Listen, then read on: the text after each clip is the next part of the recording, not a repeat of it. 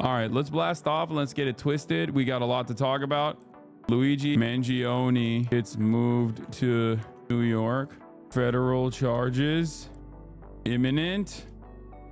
Is Elon the president? What? Is this a genuine faith question? I've online seen some stuff circulating the Palestinian youth movement being funded by the Morning Star Foundation. Is this true? And if so, what does it mean? I'm sorry. I just need your take on this, Lamau. I don't know what that is. I don't even know what that is. Like, I have no idea. I don't know how to answer that question because I have never heard of that at all. Anyway, let's continue. Yeah, enter if you wanna get a free Hasanabi merch from my ideology.shop. One, you can gift your merch to others. You can gift the merchandise to others if you want. And all you need to do is hit exclamation mark enter as a command in the chat to enter the sweepstakes. All of the proceeds right now still from the ideology.shop, union made, American made merchandise.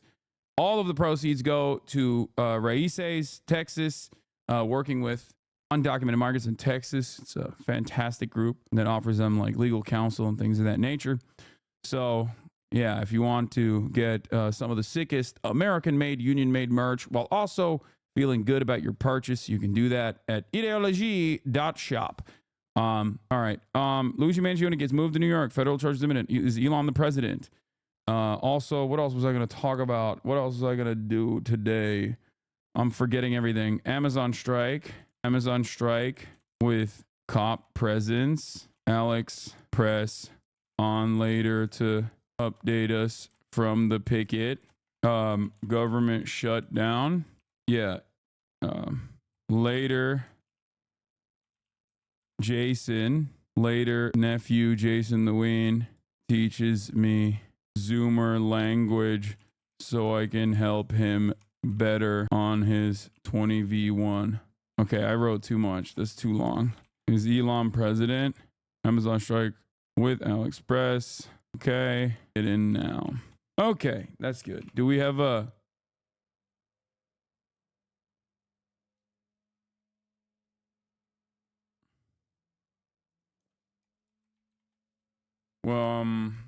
do we have a blast off meme?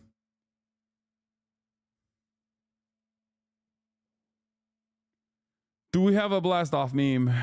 Bomb Lefts has one, as always. Nice. Okay, I like that. Jesus got Luigi. I like that. All right, let's blast off. Luigi's getting perp walked. Looking hot as fuck, honestly. Like, respect. Can we get XQC on with Alex Press again? Yeah, we should get XQC on to hear what his feedback is on terrorism designation. Like the classification of terrorism. I think he would be fantastic at educating people on that. I've heard that he had a lot of issues with what I was saying about like how terrorism charges automatically are a political charge, and simply focusing on the Google definition of terrorism is going to lead you astray. We got to get XQC on to hear about his opinion on Syria. Also, yeah, I've had XQC on with Alex Press in the past on this broadcast. It is kind of crazy because like a lot of people used to be infinitely more charitable, and over time they have just grown so resentful, and it's kind of sad to see XQC being one of them. You know, obviously, because like back in the day, I think XQC was interested in hearing about different perspectives that he wasn't privy to. Like he would totally be down to talk to a person like Alex Press, but his brain has just been fucking melted over the last couple of years of booking over and over again. You know what I mean? And going to kick and shit. So whenever he tries to make forays into politics, like every now and then he'll have like a good take. Back in the day, he used to have a lot more good takes overall, because I think he led by empathy and charitability and trying to understand like where people were coming from. Oh my God. This one banged. What the fuck? Trump bombed Syria, Yemen, Afghanistan, and Iraq during his presidency, and here's you wearing a Trump shirt shaking Trump's hand. God damn, what a fucking abysmal ratio for the juicer. Juicer got 16K off this. Haas Twitter on top. That's crazy.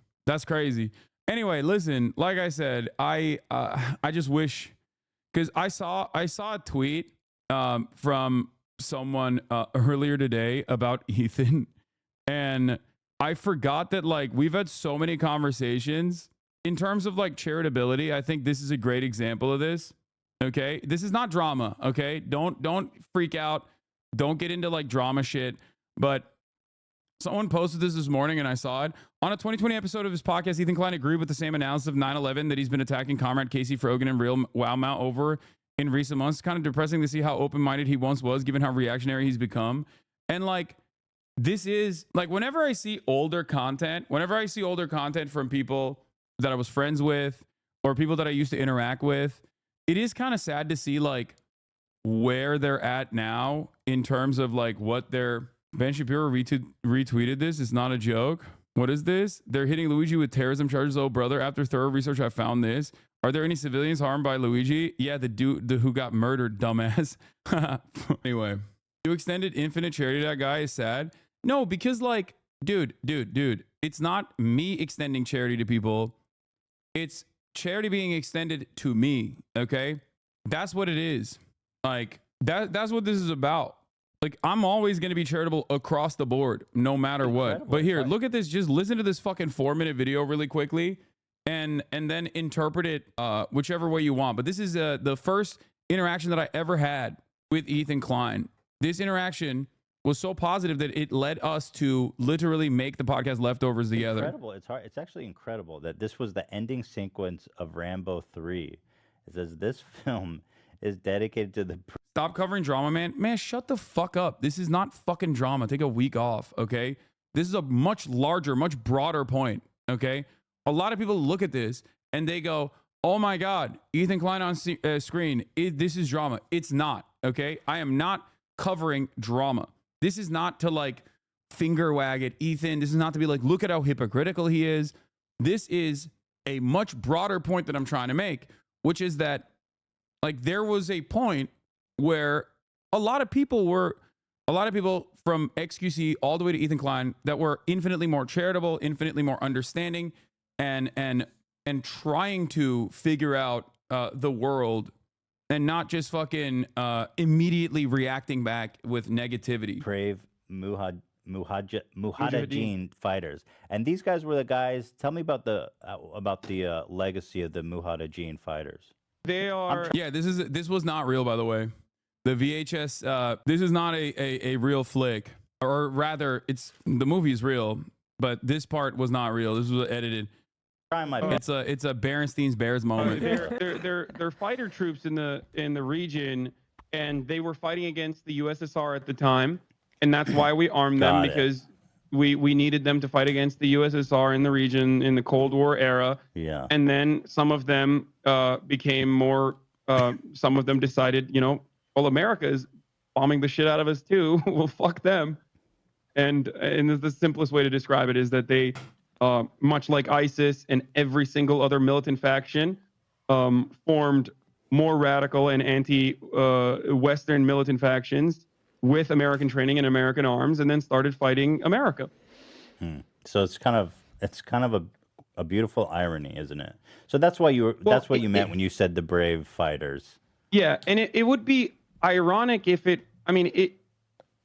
after like the 7th oopsie, you got to recognize that it's probably just being done deliberately so that you can justify further engagement in the region and further destabilization in the region, because it keeps happening. We keep arming a certain sect or a certain militant group, and this happens in Latin American countries as well. We arm a certain group. The mic is not terrible. It's just that it has a different condenser and I just had different sound settings, man. Just stop focusing on that. That group becomes even more violent. There's even more destabilization, especially after like bombing campaigns or sanctions that kill hundreds of thousands of people, like in Iraq. And then that militant group is like, well, now it's our territory. We can just take over and do whatever the fuck we want. Yeah, I mean, and they get even more radical. What happens when you give the craziest people military weapons and training, and then just let them do their thing? I mean, in a lot of instances, it's not even directly a consequence of their like ideology or Islam or whatever. It's literally that they just have no other options. If you grew up in Iraq and your entire country is bombed in the shit, your infrastructure is eviscerated, you have no future opportunities, you have no options, and your family members have been killed, then they feel like, well, this guy who is a little bit crazy, definitely real crazy, you know, preaching all this hatred towards America, maybe he has some good ideas. And that's how a lot of people find themselves at the precipice of radicalization. Like, Taliban increased its numbers and influence in Afghanistan after the American invasion, which of course is not that surprising. And that is despite the fact that the American forces there killed a fuckload of members, and yet their ranks are stronger than ever. And now America is negotiating with them as a legitimate entity in the country. Like, That's they wild. are a powerful and legitimate force now, almost directly as a consequence of American imperialism. The reason why I'm pointing this out is not to be like, look at Ethan, like, look at how much his attitude has changed. I think it's important to recognize how this change occurs. This is from 2020. This is the first interaction I've ever had with him. When he's interpreting what I have to say charitably, what I'm saying right here is no different than my analysis over October 7, my analysis revolving around Hezbollah, my analysis revolving around the Ansar Allah movement in Yemen. Okay? Nothing is different. It is virtually identical, 1-to-1. Okay? Because the fundamentals are the same. They have not changed. The players or the people, the militant factions might have, you know, some of them are from different backgrounds. Some of them are Shia, some of them are Sunni. But the analysis is still the same, like how people are motivated, the way I see the world, right? The way I view the world, the way I interpret political conflict, global conflict, foreign policy, it's all the same. So my commentary has not changed at all. And I think that the issue is a lot of people will always say, Hassan, you've changed. You've become a different person. You've become significantly more radical. And it's like, no, I have not. And you just have to remind yourself that, like, I think the most significant component here is just charitability. Imperialism and destabilization in the region. How many Iraqis died in that George Bush war? Chad is blind to analysis. They love good versus bad dynamic. Do you dogpiling on Ethan is what they crave? You explaining the situation and helping others understand your vision of empathy and charitability is annoying for them because they refuse to learn? Exactly. This is a very annoying part in the way that this community operates as well. People that claim that they didn't know you had certain positions are disingenuous. You are one of the most consistent, stubborn, and message-focused people I've ever seen. If they claim they didn't know what you believed, they're either lying or weren't really listening. Yeah. Or the third thing, they were listening, but they weren't really paying a lot of attention, or they didn't have other underlying biases, or they weren't fucking primed by a drama farming YouTuber with no political background whatsoever, like a fucking Willie Mac show or any number of different like Keemstar orbiters. You know what I mean? I'm not sure about the exact number that's always in contention, but paired up with like Bill Clinton era onward sanctions, like the immediate sanctions were, I think, 500,000, but I'm not entirely sure. They say to the tune of millions. That's crazy. In Iran. Yeah, like you don't understand that. Yeah. Like millions of people died from that. Of course, they're gonna be pissed off. I mean, what the fuck? That's crazy. Incredible. So yeah, doing fun stuff is good because that's how I discovered you, reacting to the button dating stuff. Yeah. So I just wanted to point to this, and there are a million examples just like this one where I am advocating very consistently for these same exact values, and my analysis comes from recognizing the humanity of every single person. Okay? In this conversation, I'm quite literally pointing to a radicalization for members like ISIS militants, Daesh, and Al-Qaeda, like where their point of radicalization is. This does not mean that I'm pro-ISIS. Under no circumstances does anyone think I'm pro-ISIS. And not only that, but also I'm quite literally explaining like people who have done harm to America as an American citizen. So if I have this interpretation for America as an American citizen, okay, if I can offer this level of analysis for people who would kill me if given the opportunity with ease, okay, then Why is it so hard to offer this same exact critical examination to other militant factions in this region? Militant factions that do not have imperial ambitions in mind in the same way that ISIS did. It's really interesting because they hate Arabs. Okay, brother, who the fuck do you think ISIS are? What are you talking about? I'm over there talking about like Al Qaeda and ISIS. What do you mean? Like, if you can, Ethan has a capacity right there to extend charitability to my analysis. And this is before we even, made this podcast together. They're going along with bro tip stuff now and how you said it was sarcastic. No. First and foremost, that is satirical, okay? It was a shitty attempt at satire. And it was 12 years ago and deleted 12 years ago.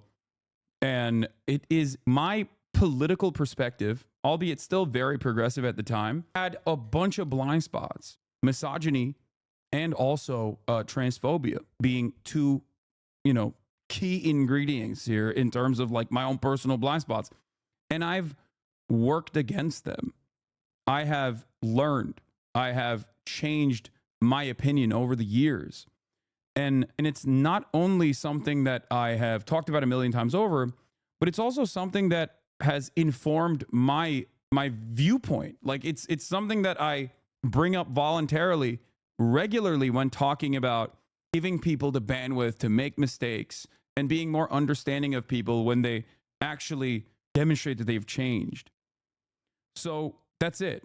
It's not something that I've like sheltered. It is embarrassing, so it's not like something that I love. It's not something I particularly enjoy. I also look like Steven Crowder, which makes it even worse in my opinion. Like I just straight up in those old ass fucking videos, I just look like Steven Crowder, which I fucking hate.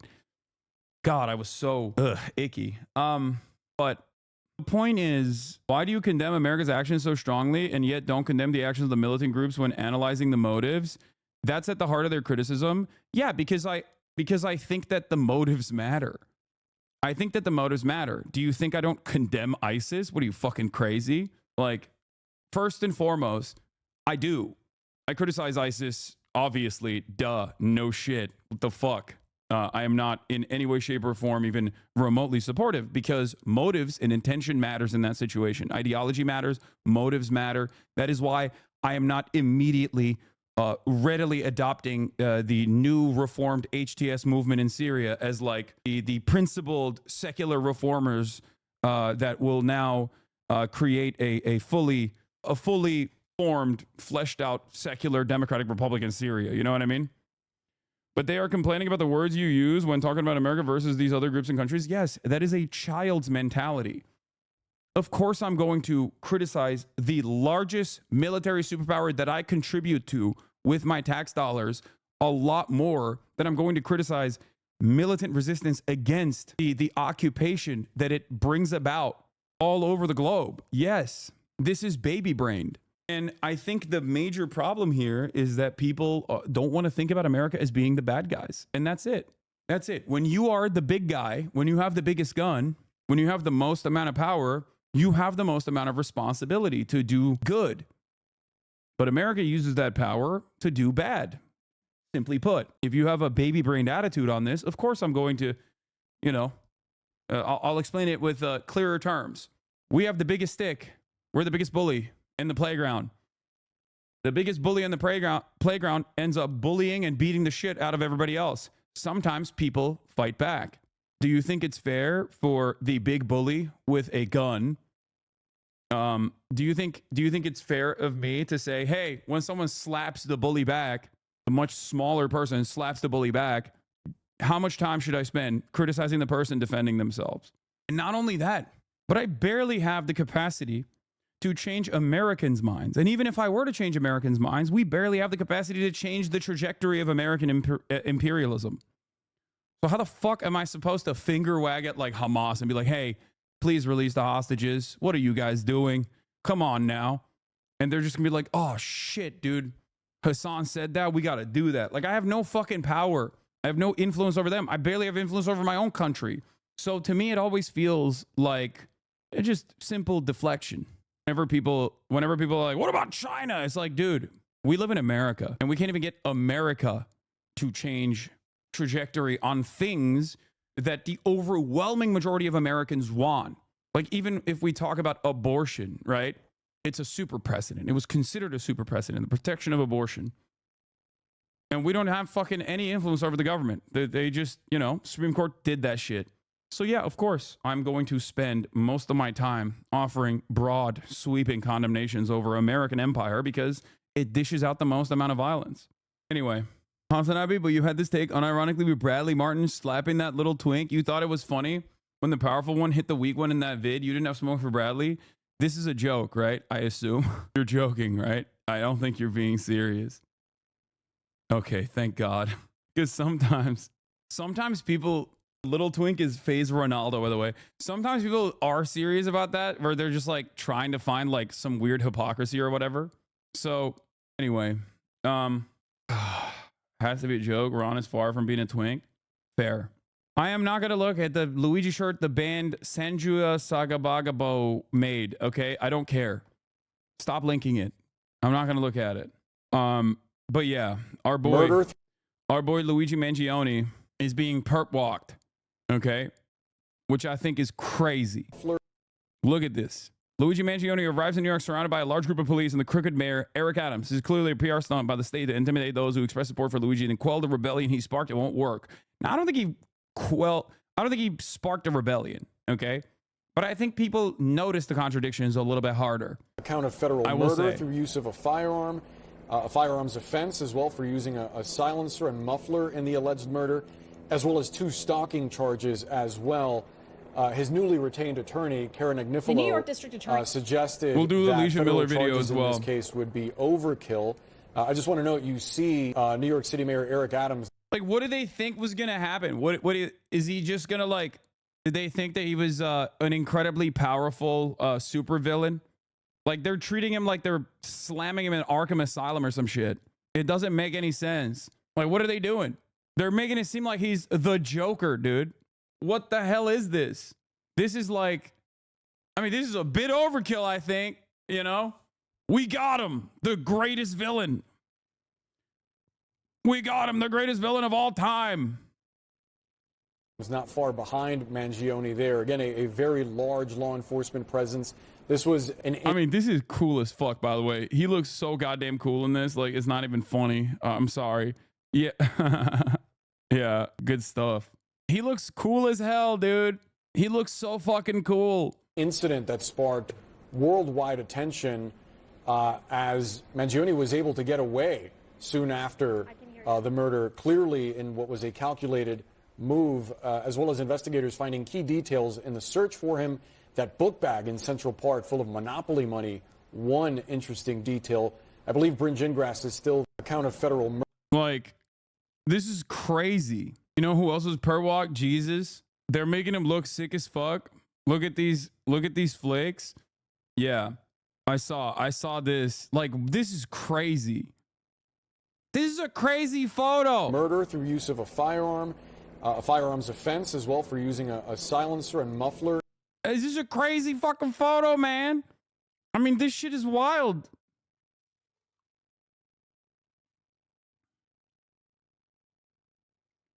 What? Read logs when you get a chance. Don't want to bother. Okay. Dude.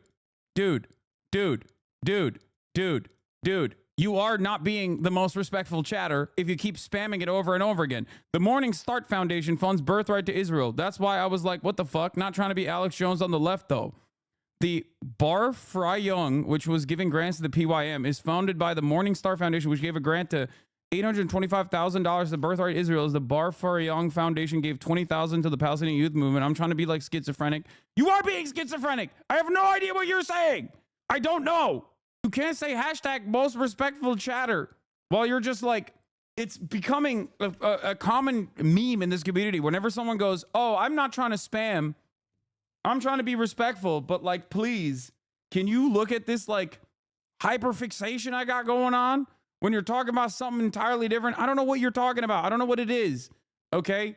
But no, I don't think that it's like, I don't think the Palestinian youth movement is, I don't even know what you're talking about when you said the Palestinian youth movement, but is it like some shit in Germany? I don't know. I don't know what the fuck it is going on.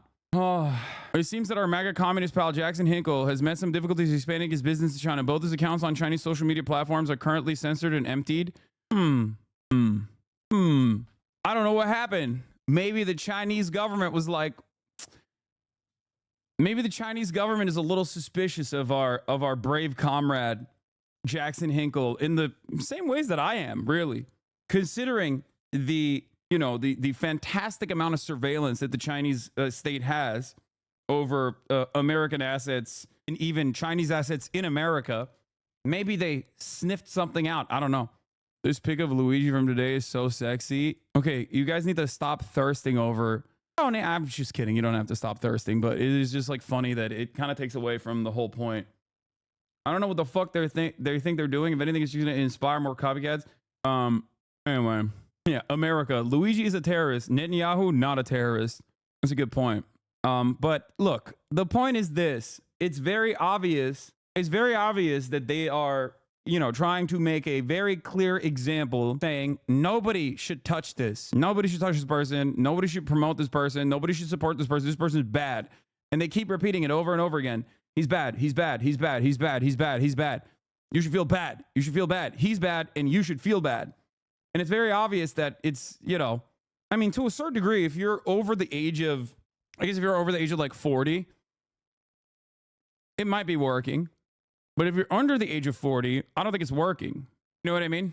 And for that, I need you to understand, I'm not saying that like every single person over the age of 40 is automatically like Luigi Mangione is a terrorist, criminal, evil person. He needs to die or whatever. I'm just simply saying that there are probably more people that get primed by media in general, mainstream media.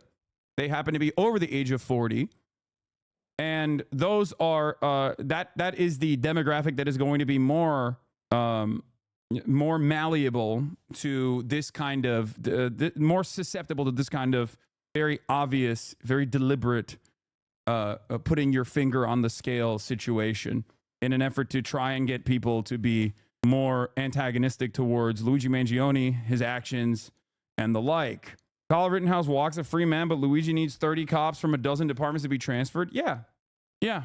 Lolo is popping off again. These trying times, we have to protect our CEOs now more than ever. If you or a loved one is a CEO who's afraid for your own safety after watching everyone in the United States collectively celebrate the assassination of one of your own, you are not alone.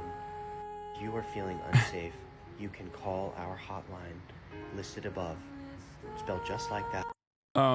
Did Tamazia send a playlist today? I didn't catch it, but yeah, we have the Nick Fuentes thing. Don't worry.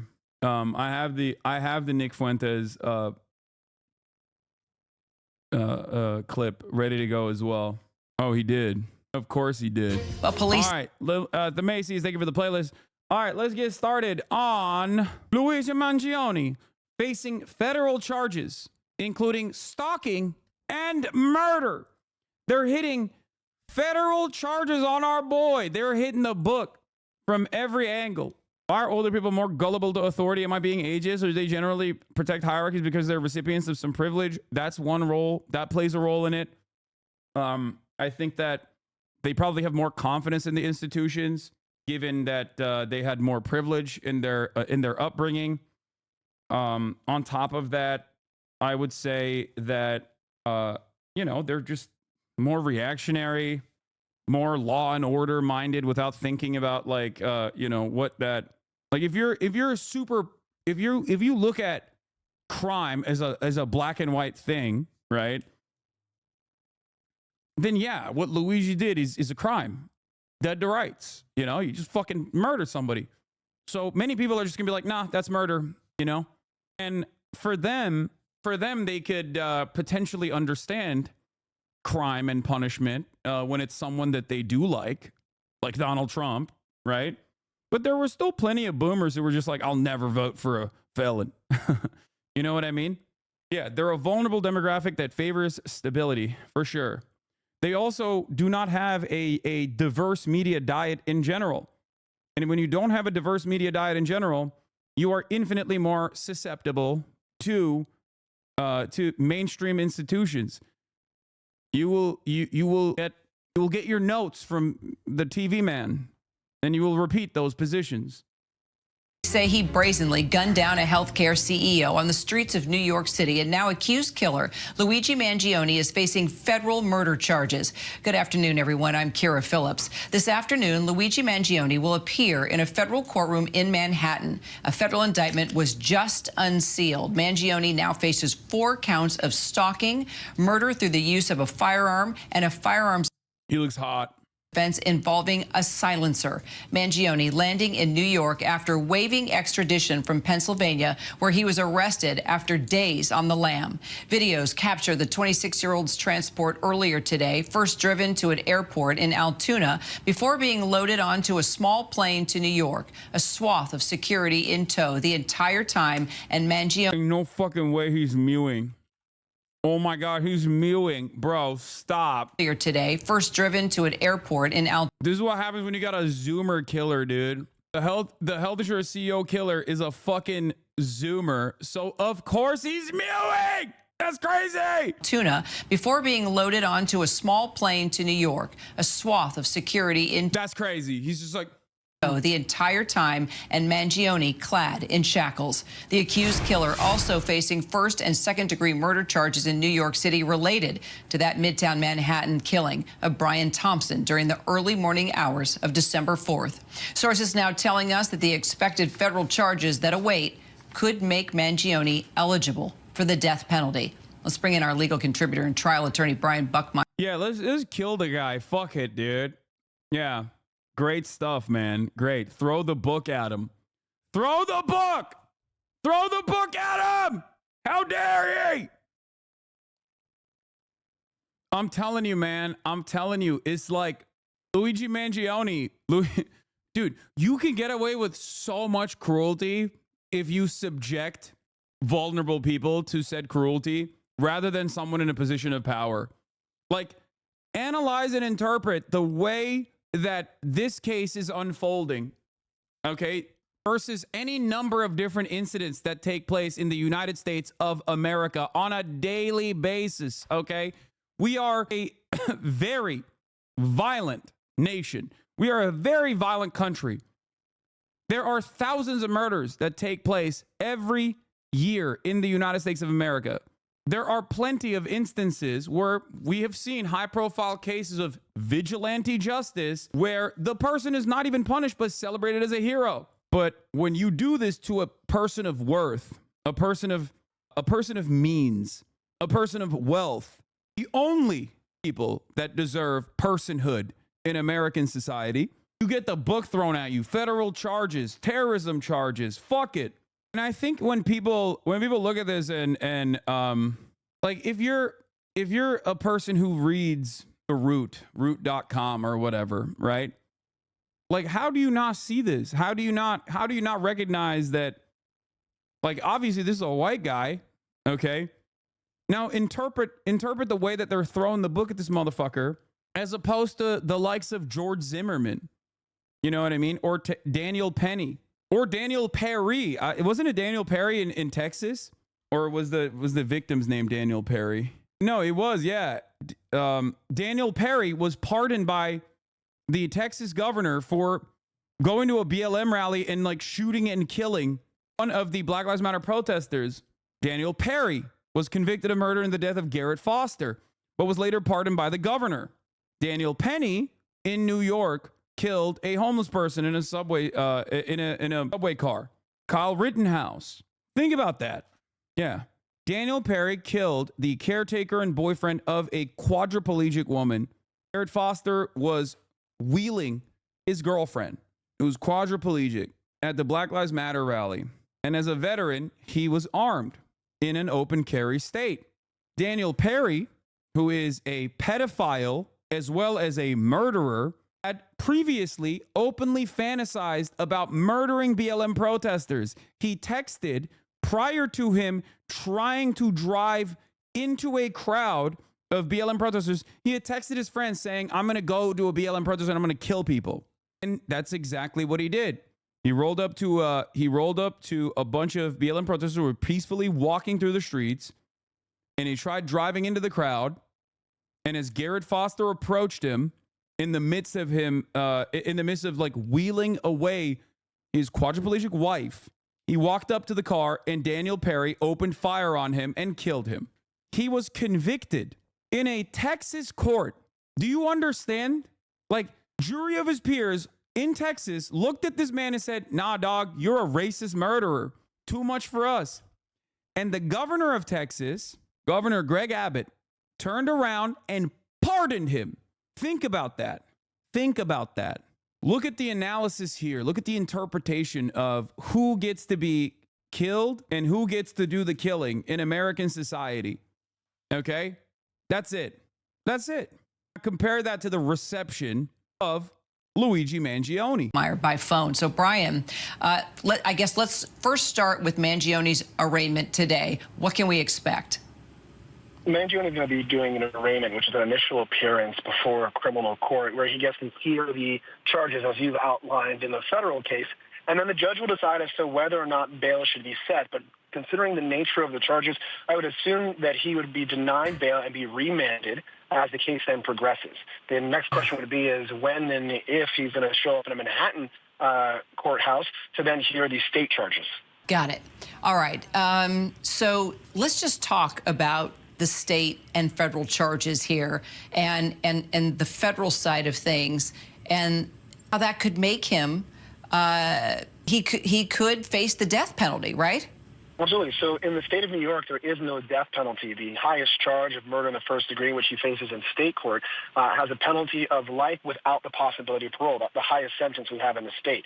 But in the federal court system, they do have the possibility of the death penalty. But we will know that far in advance of any type of trial because the government will have to make some sort of notification that they are seeking the death penalty. So while it is a possibility, we don't know if that's the actual sentence that the government will be seeking at this point in time.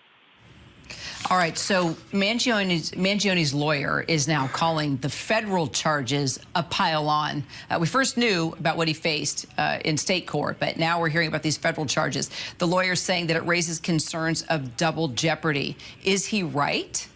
So no, and I think currently Luigi Mangione's attorney is Karen Friedman Agnifilo. So I don't believe she's right in the sense of double jeopardy.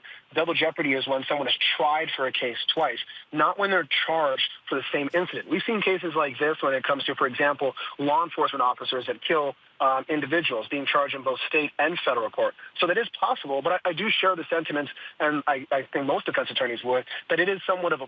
This is pretty crazy. This is... I think this is unprecedented. I don't know. Like, it's understandable that there's so much media attention on this, but I think that not only the media attention, but the widespread positive reception to Luigi Mangione's actions has completely broken the brains of those in positions of power, and they're desperately trying to make an example. And I don't know. I feel like this much aggressive over prosecution, it makes me feel, I mean, it makes me feel like it's overkill. And I feel like it might have the capacity this doesn't make me feel frightened, but I wonder if this would actually cause people to think about this a little differently. Like, in the sense that, like, I wonder if this would make people go, it is kind of wild how much, how much they are emphasizing how bad of a guy this is. Like, this would create a little bit of blowback.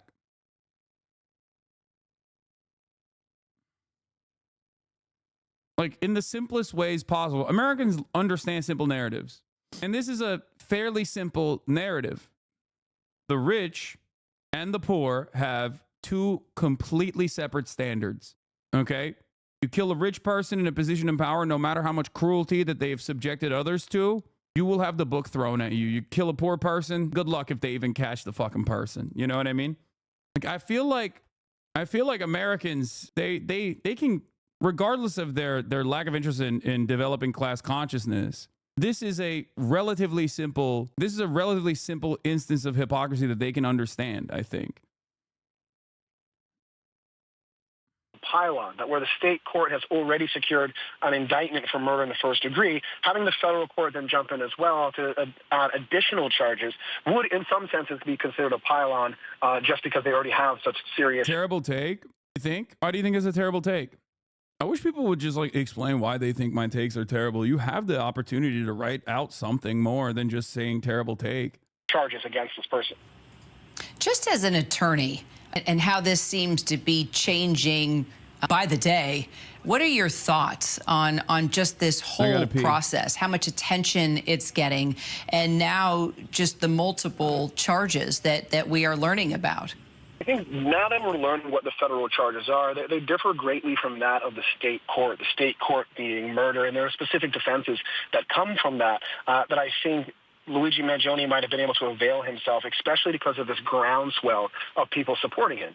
We've seen high-profile cases in the past where it begs the question of hero or villain, and we've seen people divided. I would point to Daniel Penny as being the most recent one, people being divided based on not necessarily the crime, but the situation that revolves around it. Now we have the case of Luigi Mangione, and I don't even think it's much of a division. So much of that is people's frustration with the medical insurance industry bleeding into a homicide case where people are not necessarily looking at the facts of, did he plan the murder? Did he do it? Was it premeditated? They're looking at it as a point of, I'm frustrated with the medical industry, and they are championing Luigi Mangione to some extent. And I say that as an interesting aspect only because at some point, 12 people are going to have to sit and hear this case, and that could be somewhat of an influential factor in determining guilt or innocence. Yeah, we should point out, as we do have this conversation, which is an important conversation to have, that he wasn't even covered by United Healthcare. And that was one of the surprises, Brian, that we learned as we continued cover this story. By the way, we are looking at live pictures now. It really is fascinating as here we are talking about the groundswell of support for Mangione, and not, not over the crime, but the frustration with medical insurance. At the same time, look at the security, Brian, around him. I mean, I'm counting 1, 2, 3, 4, 5, 6, 7. I mean, almost a dozen members of law enforcement and federal officers all around him, giving him security. I think how premeditated it was and how it was a legit assassinated the guy is why they're doing it. Don't think the skin color matters on this one. Wait, what? How premeditated it was? Brother, there are direct instances of like vengeance killings, like revenge killings that take place in America. There's like, how many murders happen in America every year? Let's see. Crime trends in U.S. cities. Okay, I don't care. Come on. Yeah. Where is it? Where is the number? I just want to know how many fucking homicides have taken place in the United States of America in 2024. Please. Why is that so hard to answer like immediately? How many homicides in the U.S.? Okay, fast stats. Homicide. 24,849 homicides. Okay? 24,849 homicides. Firearm homicides is 19,651. This is one. How many of these acts were premeditated? How many of these acts, in your opinion, were premeditated instances of murder? And the reason why I gave you the Daniel Perry example is because Daniel Perry engaged in an act of premeditated murder, and he actually got away with it. He got pardoned. Do you see what I'm saying? Like, that was, no, not Penny, Daniel Perry. Daniel Perry in the state of Texas. Daniel Perry. And he was convicted. And he was put in prison, and then he was pardoned. He texted his friends that he was going to go to a Black Lives Matter protest and kill people. It's a different guy. Daniel Penny is the one in New York that choked and killed the homeless person. Daniel Perry is the BLM killer. Do you understand what I'm saying? I mean, that wasn't this year, but you have to recognize something here. Like, there are a shit ton of firearm homicides that take place in this country, and a good deal of them are premeditated. Some of them are vengeance killings. Some of them are revenge killings. A good deal of these firearm homicides are not necessarily just like done by poor people against other people. You know what I mean? Yeah, the guy that killed a man defending his disabled wife. Yes. So I'm not making an argument about Luigi Mangione and the color of his skin or anything. I'm not saying that at all. As a matter of fact, I'm making the exact opposite argument. I'm saying that he's a white dude and he's getting the book thrown at him. And I think you need to understand, like, this is not about whiteness at all. Daniel Perry in the state of Texas killed a white man. He was at a Black Lives Matter protest. His girlfriend is black, but he was a white man. He's a veteran. This absolutely is something that transcends beyond race. It's class. Before people make jokes about how, like, oh, well, Italians are not white, and that's why, you know, this is happening. Like, come on. If we're going to be very serious here. He's in cuffs because he's white. No, I think that the reception certainly changes. The dynamic certainly changes when you're like a wealthy, when you're a kid from a wealthy family and you're white, for sure. But I don't think the reason why they apprehended him like this is because he's white. They're perp walking him because they want to make an example out of him. And they want to make an example for those who look to him and say, I don't really care what he did. I don't really have an issue with what he did. They want to send a message to you and everybody else. You understand? And yes, Daniel Perry in Texas was absolutely premeditated. And not only was it premeditated, but like a jury of his peers considered it to be premeditated murder as well. He texted his friends that he was going to do it before he did it. As he enters the courtroom. And that's a lot. I've had my fair share of extradition cases where a client is either going to a different state or coming from a different state, and this amount of security is not normal. I think it really lends itself to the nature of this case and the high level of publicity that comes from it as well. So let's talk about federal executions as we continue to stay on these live pictures. It's interesting to note, by the way, when we remember when we first saw Mangione and how he was screaming at people as he was being taken into jail. When we first saw that he was caught and arrested, he's much more subdued, much calmer. The security around him incredibly intense, from the NYPD to the FBI. There, all the armed guards now bringing him into that van. And the fact that it is created, as you said, just this this national conversation, not only around the crime and how he did it, but the fact that he wasn't even insured by United Healthcare. And a lot of people did not know that at first. And so that sort of pivoted the conversation away from all this concentration on Brian Thompson, the CEO of United Healthcare, and just this overall discussion, like you said, about frustration within healthcare. But now bringing it down to what he faces and that the federal charges. Yeah, I don't think that people looked at the situation and go, oh, he wasn't covered by United Healthcare. Well, I guess I have a different interpretation over the anger and resentment and frustration I feel. Oh, he's not covered by United Healthcare. All right, never mind. I like my healthcare now. Like, who cares? The reasons as to why people are not immediately going tisk tisk, how dare he, has nothing to do with the dude himself. It has everything to do with how they interpret healthcare in this country and how what their experiences look like. Open up the possibility of the death penalty. Federal executions are rare, right? There's only been, what, a dozen to 16 federal executions since the 70s, the early 70s, but 13 of those apparently under President Trump. So now he's coming into office. You have this story that's dominating the headlines. How likely would it be that Mangione could actually receive the penalty and that it be carried out? I think it's very unlikely for a number of reasons. One, the stat that you're reciting out to our viewers about the number of people who actually do face the death penalty. Does the fact that Donald Trump, the president-elect, soon to be president of the United States, will be in office, and we did see a groundswell of executions during his presidency, have an impact on that? Absolutely. But also, I think if you look at it from a geographic standpoint as well, the Southern District of New York encompasses Manhattan. Terry Austin, I want to bring you in as well, former trial attorney and legal analyst. Just listening to the conversation I was having with Brian there, your thoughts as an attorney, as a legal analyst who has covered so many murder cases with us. What do you think? Why do you think there is so much interest in this? God damn this camera. They're trying to make this seem like it's a senseless killing of a rich guy conducted by a leftist extremist terrorist. That's what this is.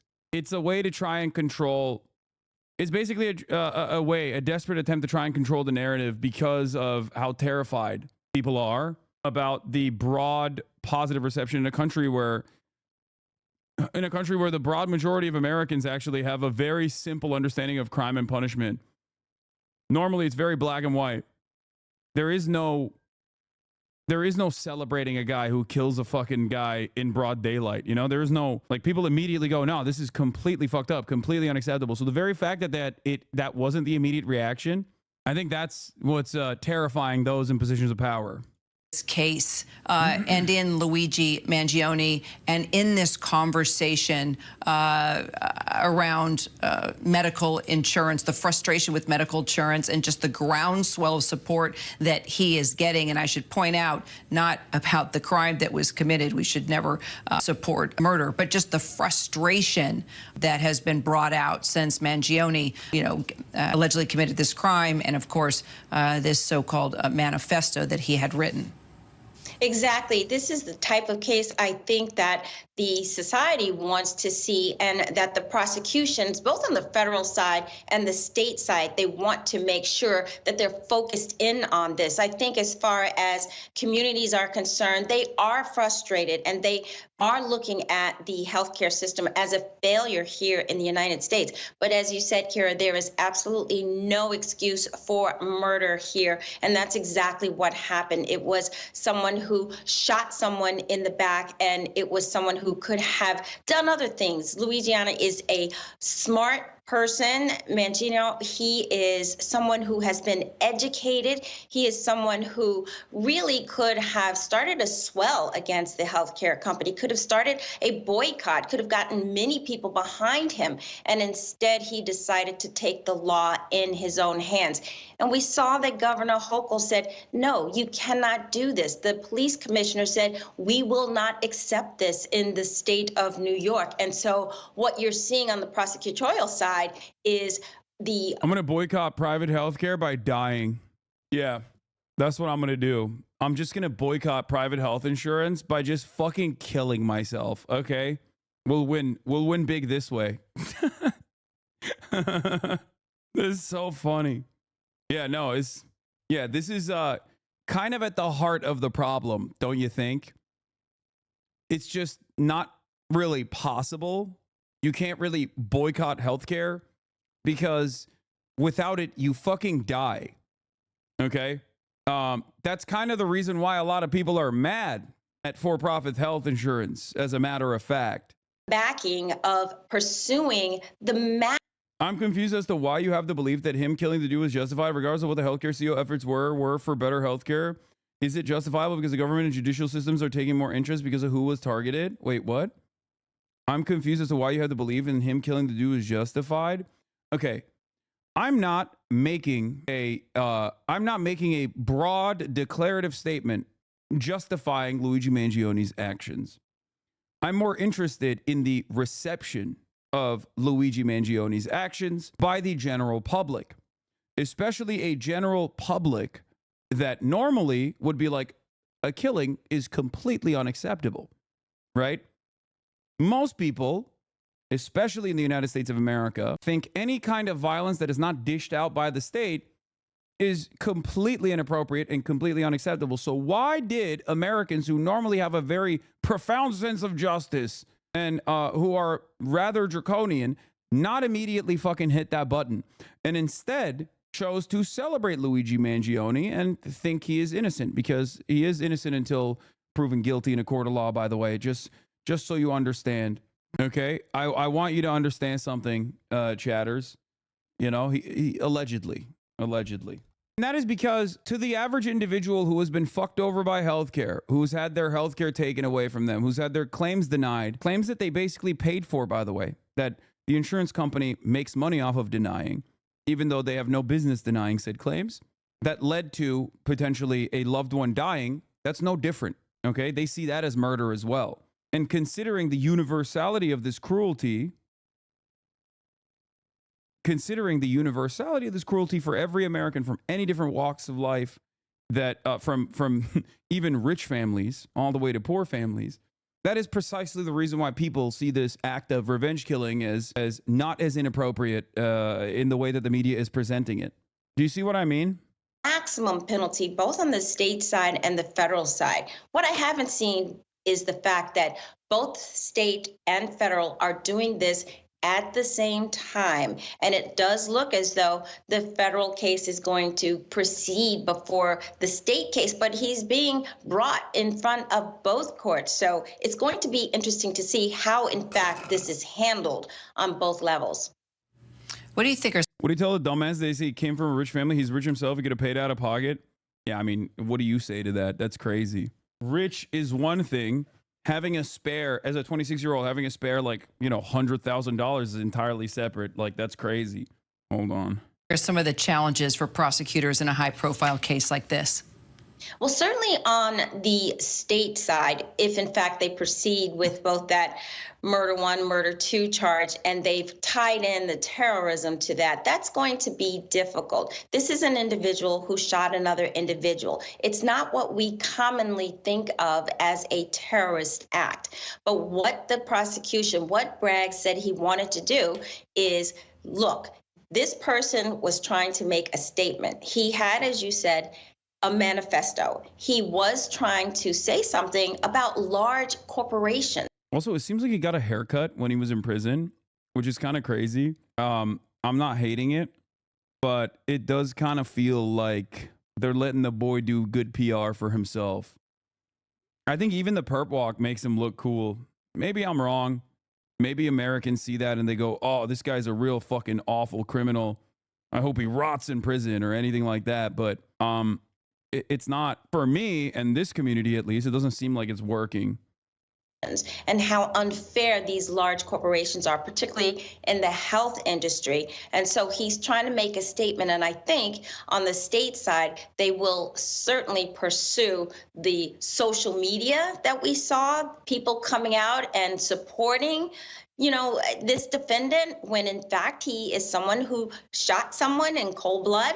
And I definitely think that the prosecution is going to look at what happened, and they're going to be able to at least try to tie in that terrorism, saying that it was intended to intimidate. What do you want to say, Mayor, about the supporters of Luigi, wearing Luigi? See what the CNN coverage is right now. Criminal complaint. Those federal charges include 2 counts on stalking, murder through use of a firearm, and a firearms offense. That's on top of the 11 state charges against him in New York, which include 1 count of first-degree murder, 2 counts of second-degree murder, one of which is charged as a killing in the act of terrorism. The federal criminal complaint also reveals new details about the notebook with alleged writings by Mangione that was found with him when police arrested him in Pennsylvania. John Miller is CNN's chief law enforcement and intelligence analyst, and he's been getting new information on this case, as well as CNN's Shimon Prokopez. I want to start, however, with CNN's Kara Scannell, who was in the New York federal courtroom where the suspect made his first appearance. Kara, tell us what played out in the hearing. When is the suspected CEO killer expected back in court? So, Jake, this hearing took all of 15 minutes. And those images you saw of Luigi Mangione in that orange jumpsuit, well, he was changed into street clothes when he entered the courtroom surrounded by U.S. Marshals, wearing khakis, a white button-down shirt, and a navy shirt that went over it. He sat pretty silently during the hearing. The judge asked him if he understood his rights, if he understood what he was charged with. He said yes, both times, pretty briefly, kind of slender in nature. He was not, there were no outbursts like we had seen of him walking into the Pennsylvania court a few days ago. But his lawyer did raise a few questions, saying that in her 30 years as a prosecutor and a defense lawyer, she had never seen this highly unusual situation where Mangione is facing state charges and then suddenly today also having federal charges unsealed. His attorney, Karen Friedman-Agnifilo, said that she was told to appear in state court today at 2 p.m. and then had to reverse and come here instead to represent him for these federal charges. She also said that she had some questions because the charges she thought were in conflict. The state charging Mangione with murder with the intent to cause terror and these federal charges with stalking. So she's trying to raise issues here that they could be conflicting theories of the case and questioning whether and to what extent at all if the state and federal prosecutors were cooperating. The judge suggested this was not the time to address those issues. The prosecutor also agreed, and so Mangione was detained. He's not expected back in court until mid-January, but an indictment is likely to come before then, and then he will appear in court and enter a plea on that indictment. For now, the Mangione will be spending the night at the Metropolitan Detention Center. That is also where Sean Diddy Combs is, and as Mangione shares an attorney because Karen Friedman-Agnifilo's husband, Mark Agnifilo, is also working on this case. He was in court today, and he's representing Diddy, who has pleaded not guilty to those charges. Jake? Shimon, it was stunning to see the large security presence surrounding Mangione when he arrived in New York. I mean, even New York City Mayor Adams was there for some reason. Yeah. I've never seen something like that, right? I've been covering crime here in New York City for probably over 20 years now. It was really striking to watch all of this unfold and the way in which it unfolded from an NYPD plane being used to transport a prisoner who's being extradited to 2 NYPD helicopters, right? They had 2 NYPD helicopters waiting for him at the airport in Long Island where the plane landed, and then they transported him to the heliport on Wall Street, and then we saw that long walk of Mangione surrounded by NYPD detectives, FBI agents, and then you saw the officers with the long guns, bulletproof vests, and just that large crowd of law enforcement officials around him greeting him as he is stepping off that helicopter. And standing there was the mayor and the police commissioner and the chief of detectives. Really unprecedented. And it just tells you all of the all of the celebrity-ish kind of the way in which this case and what this story has become. And in all of this, right, we can't forget that there was a victim here who was assassinated on the streets of Manhattan. But now this case is like taking on this new life, and really you're seeing some of that. Look, there are certainly security concerns over Mangione, and you can understand some of that. But really, when you look at how all of this unfolded and how everything happened today, this is one for the history books, and I think the NYPD knows that, and having that shot and having that long walk is something that, is going to be in movies and documentaries for quite some time. John, what did you make of the amount of security? Did it seem excessive to you? Well, I don't think it's excessive in the idea that in most of these cases where you have somebody in custody, sometimes you'll see them put a bulletproof vest on the suspect because they think, he may be attacked by someone who's upset by what he's accused of. In this case, it's the other way around.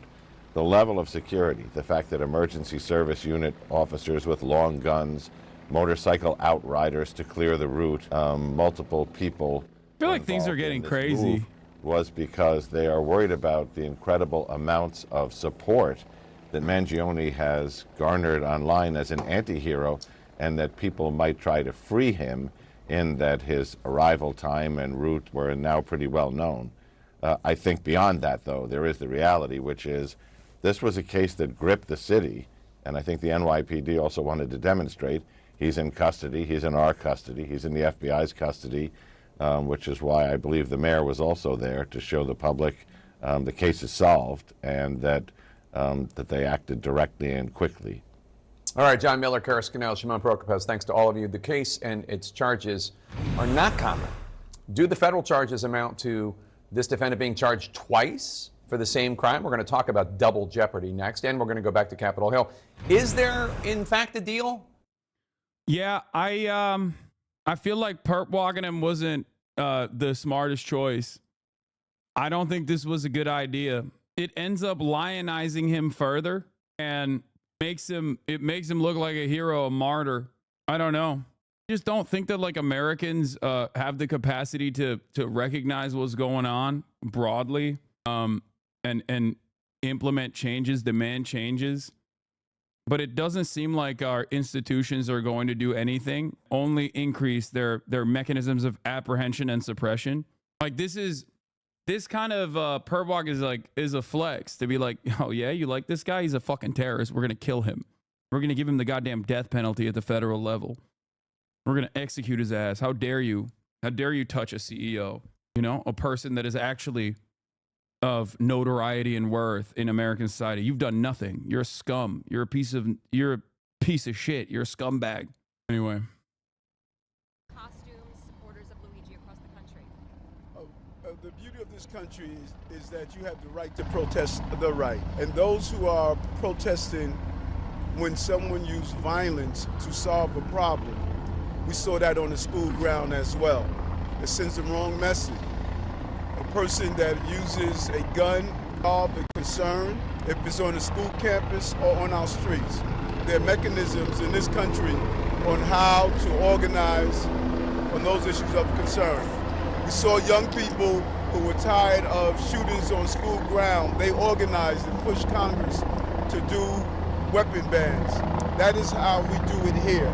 We don't use a gun. Anyone that celebrates that, it is vile and it is sending the wrong message, and you're celebrating using violence to solve an issue. Yeah. Only the police get to do that, sir. Let's discuss with our panel. We have CNN legal analyst Joey Jackson, a criminal defense attorney. Oh my God, they're talking about jury nullification. Oh my God. Oh my God. Oh my God. Yeah, Eric Adams, by the way, is probably going to get pardoned for his many crimes while he was in office.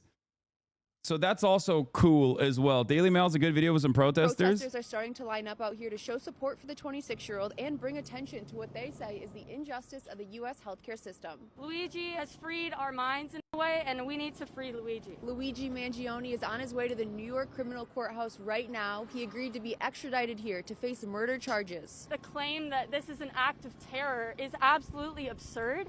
And it goes to show how afraid this 1% is of us, the people, making change that actually benefits the 99%. Are there methods I think the NYPD has shown if workers, say like Amazon protests, those methods don't work? Yeah. A CEO that allegedly defrauded firefighters out of their pension. So if you can survive a coverage denial, he takes your pension. Yeah. That part is also pretty funny whenever they talk about like, well, you know, you're supposed to protest. You're supposed to get the government to take action. It's like, okay. That's what we're demanding. That's what I'm demanding. I'm not fucking saying that like, you know, the way to solve this problem is by just like killing every healthcare CEO. I think that's fucking idiotic. That's not going to change because guess what? CEOs, contrary to popular opinion, are infinitely replaceable. Okay?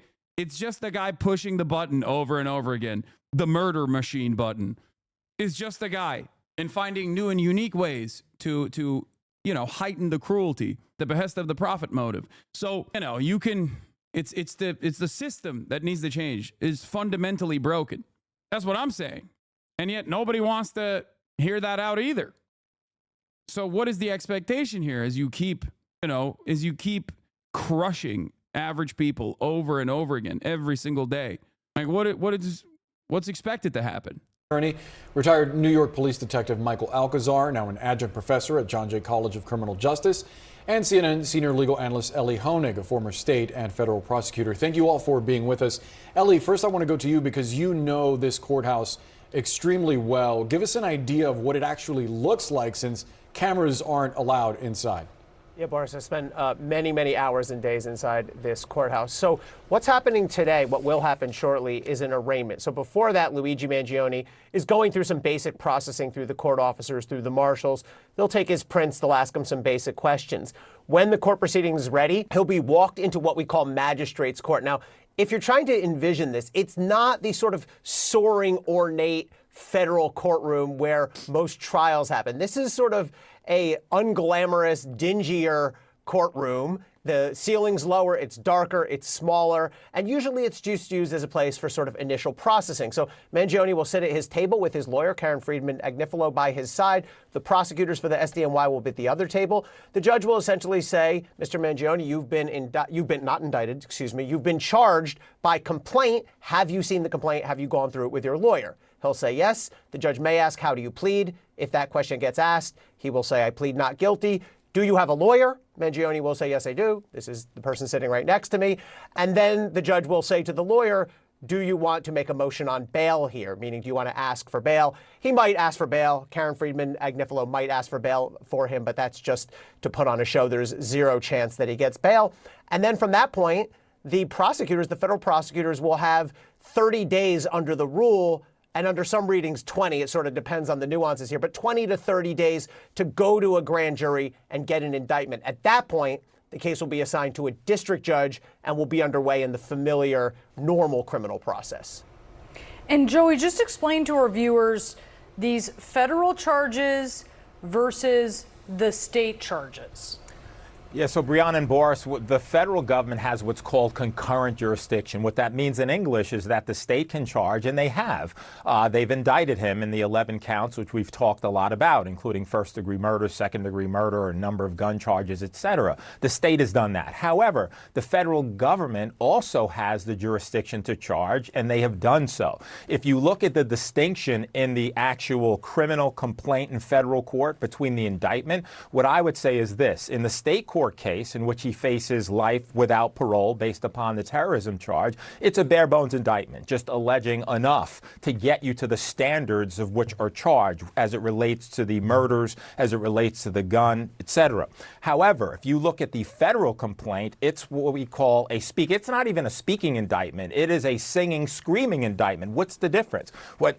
Criminal complaint, not yet been indicted. What I'm saying is that generally it lays out probable cause to believe he's committed one of the 4 offenses in which he's charged. This lays out chapter and verse, a timeline with respect to the plotting and planning, right? Given many days before. It lays out a number of pictures, not only of him, of the gray backpack, of the weapon, of the silencer. It gives you what he was doing. It talks about the manifesto. It talks about the federal, what he was saying in terms of to the feds and listing that out. And so it really is specific in detail with regard to what he has allegedly done, how he has done it, the process he has followed in doing it. And of course, the major distinction, because the defense counsel has said in great advocacy that, hey, it's double jeopardy and it's piling on. Federal government has a role here, and it's not double jeopardy to the extent that the nature of the charges are different, right? The course of conduct you have to prove is different. And at the end of the day, the fact is that in federal, right, you have the death penalty. In state court, you don't. A major distinction. Last point, and that is Ellie described the magistrate, and it's not as ornate as these federal courthouses, which are beautiful, but compared to state court, that magistrate court is paradise. I mean, it's a lot different from a state perspective, but it just goes to show your level of perspective. Ellie Honig being a seasoned federal prosecutor, I spent my time in state court, so when I go into federal courts, it's in awe, right? That's a distinction in terms of the layout and the look, at least. Michael, I want to ask you about one aspect to what Joey was just describing, and that is the fact that this is a singing or screaming complaint, soon to be indictment. That's in large part because of the amount of evidence that investigators have gathered here, what they found on Mangione when he was apprehended in Altoona. I do wonder how you see federal investigators working with the NYPD and what New York detectives have gathered. Do they basically just pick up from what they have, or do they then, these federal investigators, have to start their own investigation? I think the feds are going to start their own investigation. Of course, they're going to look at the information that's being shared with them by the NYPD, but they're going to do their due diligence, do their own investigation, look at all the evidence. I mean, there's a wealth of evidence here. What the NYPD recovered at the crime scene, the gun on Mangione, the bullets at the crime scene that now match, the DNA evidence on the bottle, the water bottle, and on the phone. His manifesto, his fingerprints on the manifesto, on the scene. So it's going to be a... Why does every cop sound like this? Every cop sounds like a Batman villain. Like a thug from Batman. Oh, it's the bat. They planted a water bottle. We found a water bottle. It's like, dude, I swear to God, there's like a cop accent in New York, in the tri-state area in general. They're all henchman coded. It's the bat. Over here now. Yes, it's called Staten Island. I know. New York not beating the Gotham allegations. A joint effort, but I believe the feds will conduct their own investigation and then compare what they have with the NYPD. And Ellie, if you could just talk about how the death penalty relates to the federal charge here and why this would be a candidate for the feds to pursue it. Yeah, so big issue to watch here in the coming weeks and months. Just to be clear, I think it's really funny that they're writing articles like this one. Luigi Mangione, prosecutors have a jury problem. So much sympathy. Like, if his crime was so severe, so consequential, I feel like this wouldn't be an issue. You know what I mean? Unless they pack the jury with CEOs only. You know what I mean? He has to be convicted not by a jury of his peers, but a jury of the peers of the victim in this situation. They're like, oh, you're not a CEO, you're out. And even then, it's kind of funny because CEOs also don't like healthcare. They can't just be CEOs. They have to be CEOs that are directly in the healthcare industry, because virtually every other person in American society has been fucked over by healthcare in a meaningful fashion. That will definitely play a role in the way that they operate, in the way that they look at Luigi Mangione's actions.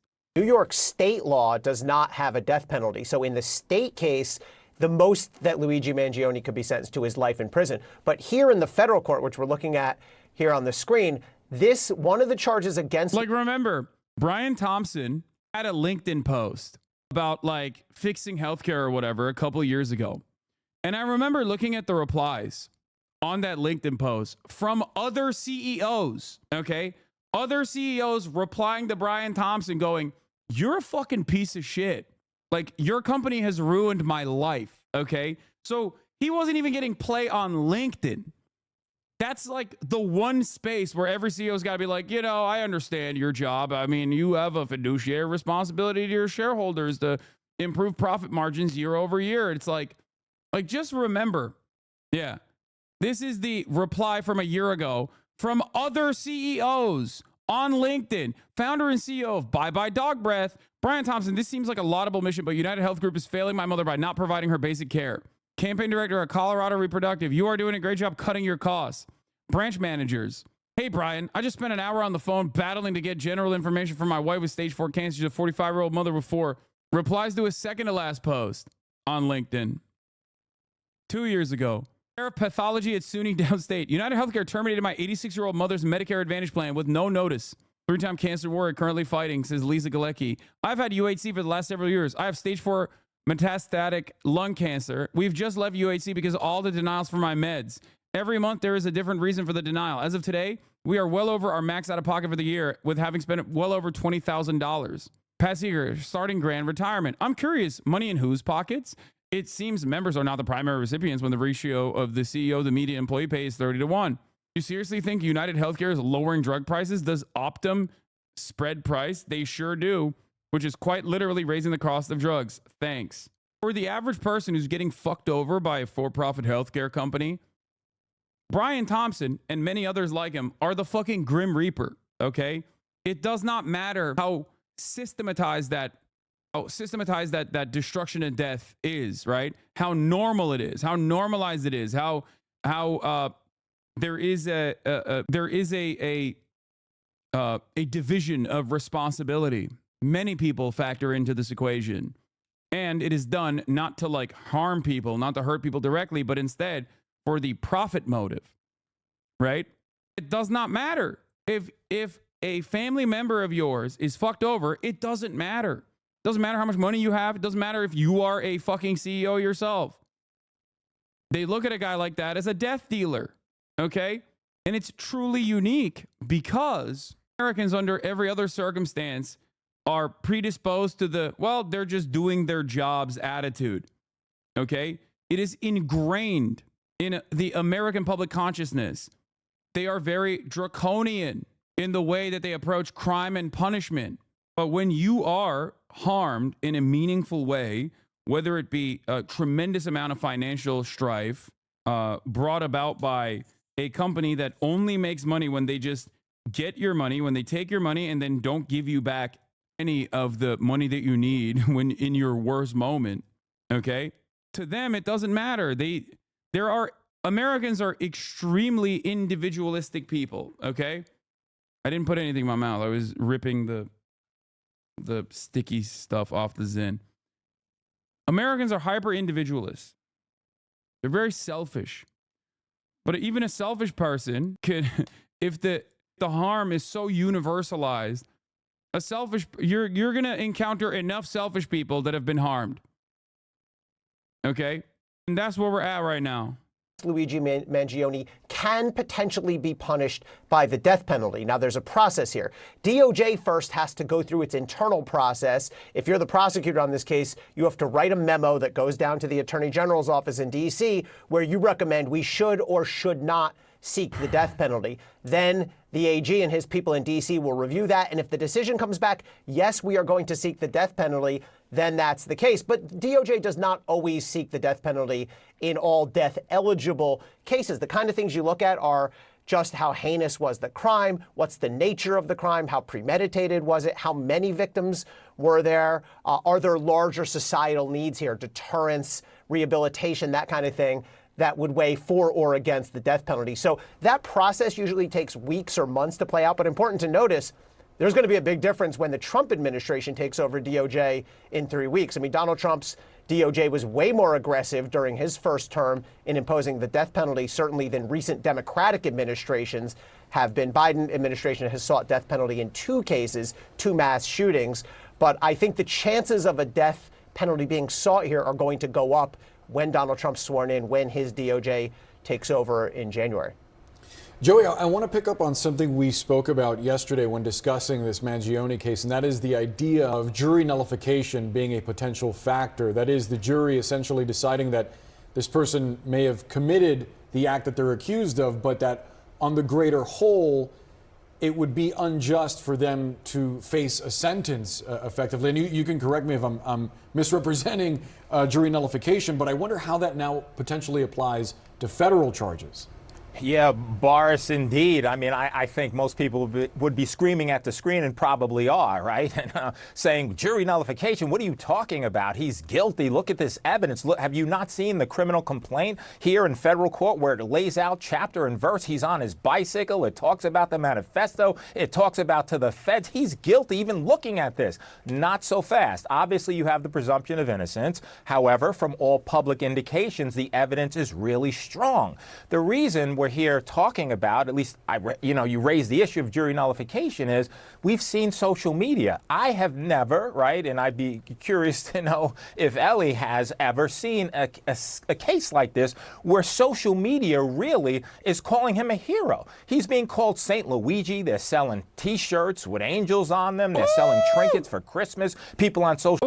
I mean, we are just principled believers in the standard that you are not guilty until you are proven guilty, okay? You are innocent until proven guilty by a jury of your peers, okay? That's all I'm saying. All I'm saying is, free Luigi, he is innocent until proven guilty. I think he should walk free. I do not feel unsafe if he was free to roam the streets. As a matter of fact, I feel less safe that he is not allowed. Okay, I saw a clip of you in a documentary a couple days ago. Tell me what the documentary is and we'll look at it. If Trump says he can get away, if he can shoot someone in the middle of 5th Street and get away with it, why shouldn't my man Luigi? You're innocent until you do something wrong, not just something illegal. I would feel safer if Luigi was allowed to roam the streets freely. I feel unsafe because I see this unjust punishment being dished out against this man who I don't think is guilty. I don't know. I mean, was he really the guy? Do we know? I'm not convinced. I am not convinced. Social media is saying, hey, it should have been me to do this. It should have happened before. You know, it should happen again. It's insane. And so why is that relevant? Why is public perception relevant? Why am I talking about social media? Because we're talking about a jury pool. Now, of course, the Southern District's jury pool, a lot different from a Manhattan jury pool to the extent that it's more, right? It's a broader area that you have to cover.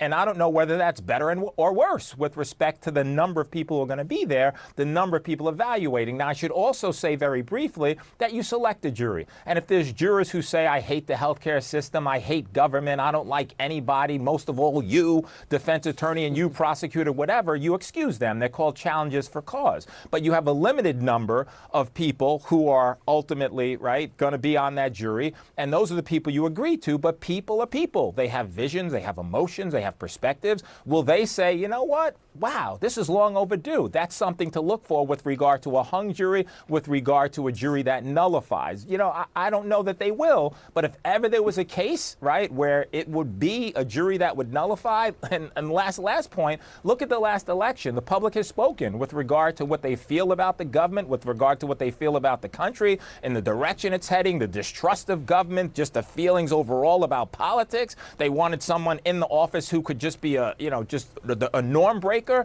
I'm looking for that as it relates to this case, to be sure. The man accused of assassinating... All right.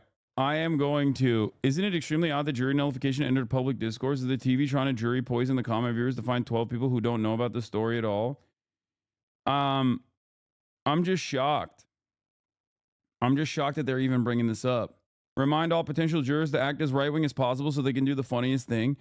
All I'm saying is, if I'm sitting in that room, okay, as a resident of New York, as a New York voter, okay, I'm talking about, I'm trying to hit the center as perfectly as I can. I'm a systems defender. You can't actually say too aggressively that you love healthcare. You know what I mean? Because if you do that, then the defense team will cook you, right? The defense team will get you. The defense team will make sure that you're not sitting on that jury. So you always have to. Is a delicate balance. You know, you have to be the most extreme centrist who thinks that like violence is inappropriate, and that you're oblivious to who this Luigi guy is. You know what I mean? You're like, oh, I don't know anything. Yeah, no, honest to God, have no idea. You know, have no opinions on this issue whatsoever. I'm fair and I'm balanced. I don't have any issues with CEOs in general. No issues whatsoever. And in terms of healthcare, you got to be like, you know, it's a cruel system, but it is what it is, right? We all live under it. Someone's got to make the money. Something along those lines, you know? All right, let's see. Speaking of police and their deep incompetence, we are going to talk about the police doing... practicing getting picked for jury duty. Luigi Mangione, never heard of him.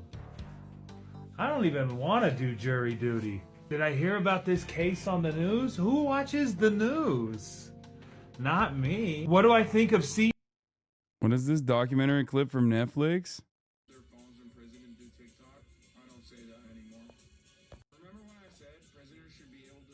About Razzle? Oh, they're great people. I love them. They're the backbone of this country. Have I ever had any issues with healthcare? Never! What do I think about Italian Americans? I don't like them at all. They're all probably guilty. See, this is the problem. You can't be too aggressive in your anti-Italian hatred, or you can't be too aggressive against Luigi Mangione either, because if you do that, then you also end up you could possibly get removed by the defense. You know what I mean? I know this is a joke, chatters. I'm just saying, if given the opportunity, you gotta be smart. Okay. Speaking of smart people, I now have an incredible guest. As you guys know, we have a return guest in the building, not in the building, joining us via Discord. The #1 labor reporter in the nation, award-winning, celebrated decorated journalist Alex Press is in the building, ladies and gentlemen. And I'm very happy to, I'm very honored that Alex Press is here to talk to us about the role that police play in picket lines, both historically and also right now, and how it ties back to the Amazon labor unions actions, Teamster actions being taken at this very moment. Alex Press, hello. Hey, Hassan, how are you? I'm doing all right. How about yourself? I'm good. I'm a little tired. I got up pretty early to get to that picket line. Yeah, lazy socialist doesn't want to wake up early. Classic. What else is new? It was for a good cause. I was happy to do it. All right. So Alex, I'm hearing that there is a lot of labor momentum occurring right now. There's a picket line happening. There's a strike happening. Can you give us a little bit of detail on that? Can you give us some background on what's going on? Yeah, so 7 different Amazon facilities have strikes right now. So the Teamsters represent I think it's 10 total, and 7 of those are now on strike. At all of these facilities, they're not the giant warehouses. Like JFK 8 is the most well-known one that went with the Teamsters after organizing as the ALU. These are smaller delivery hubs. They're called sort centers. They're usually like in the bigger cities. They're like last mile delivery. In certain ways, they're more strategic because they're those choke points that Amazon has a little more trouble getting around. They're also easier to organize because they're more like 1,000 people working there rather than like 7,000, which is what JFK Staten Island is.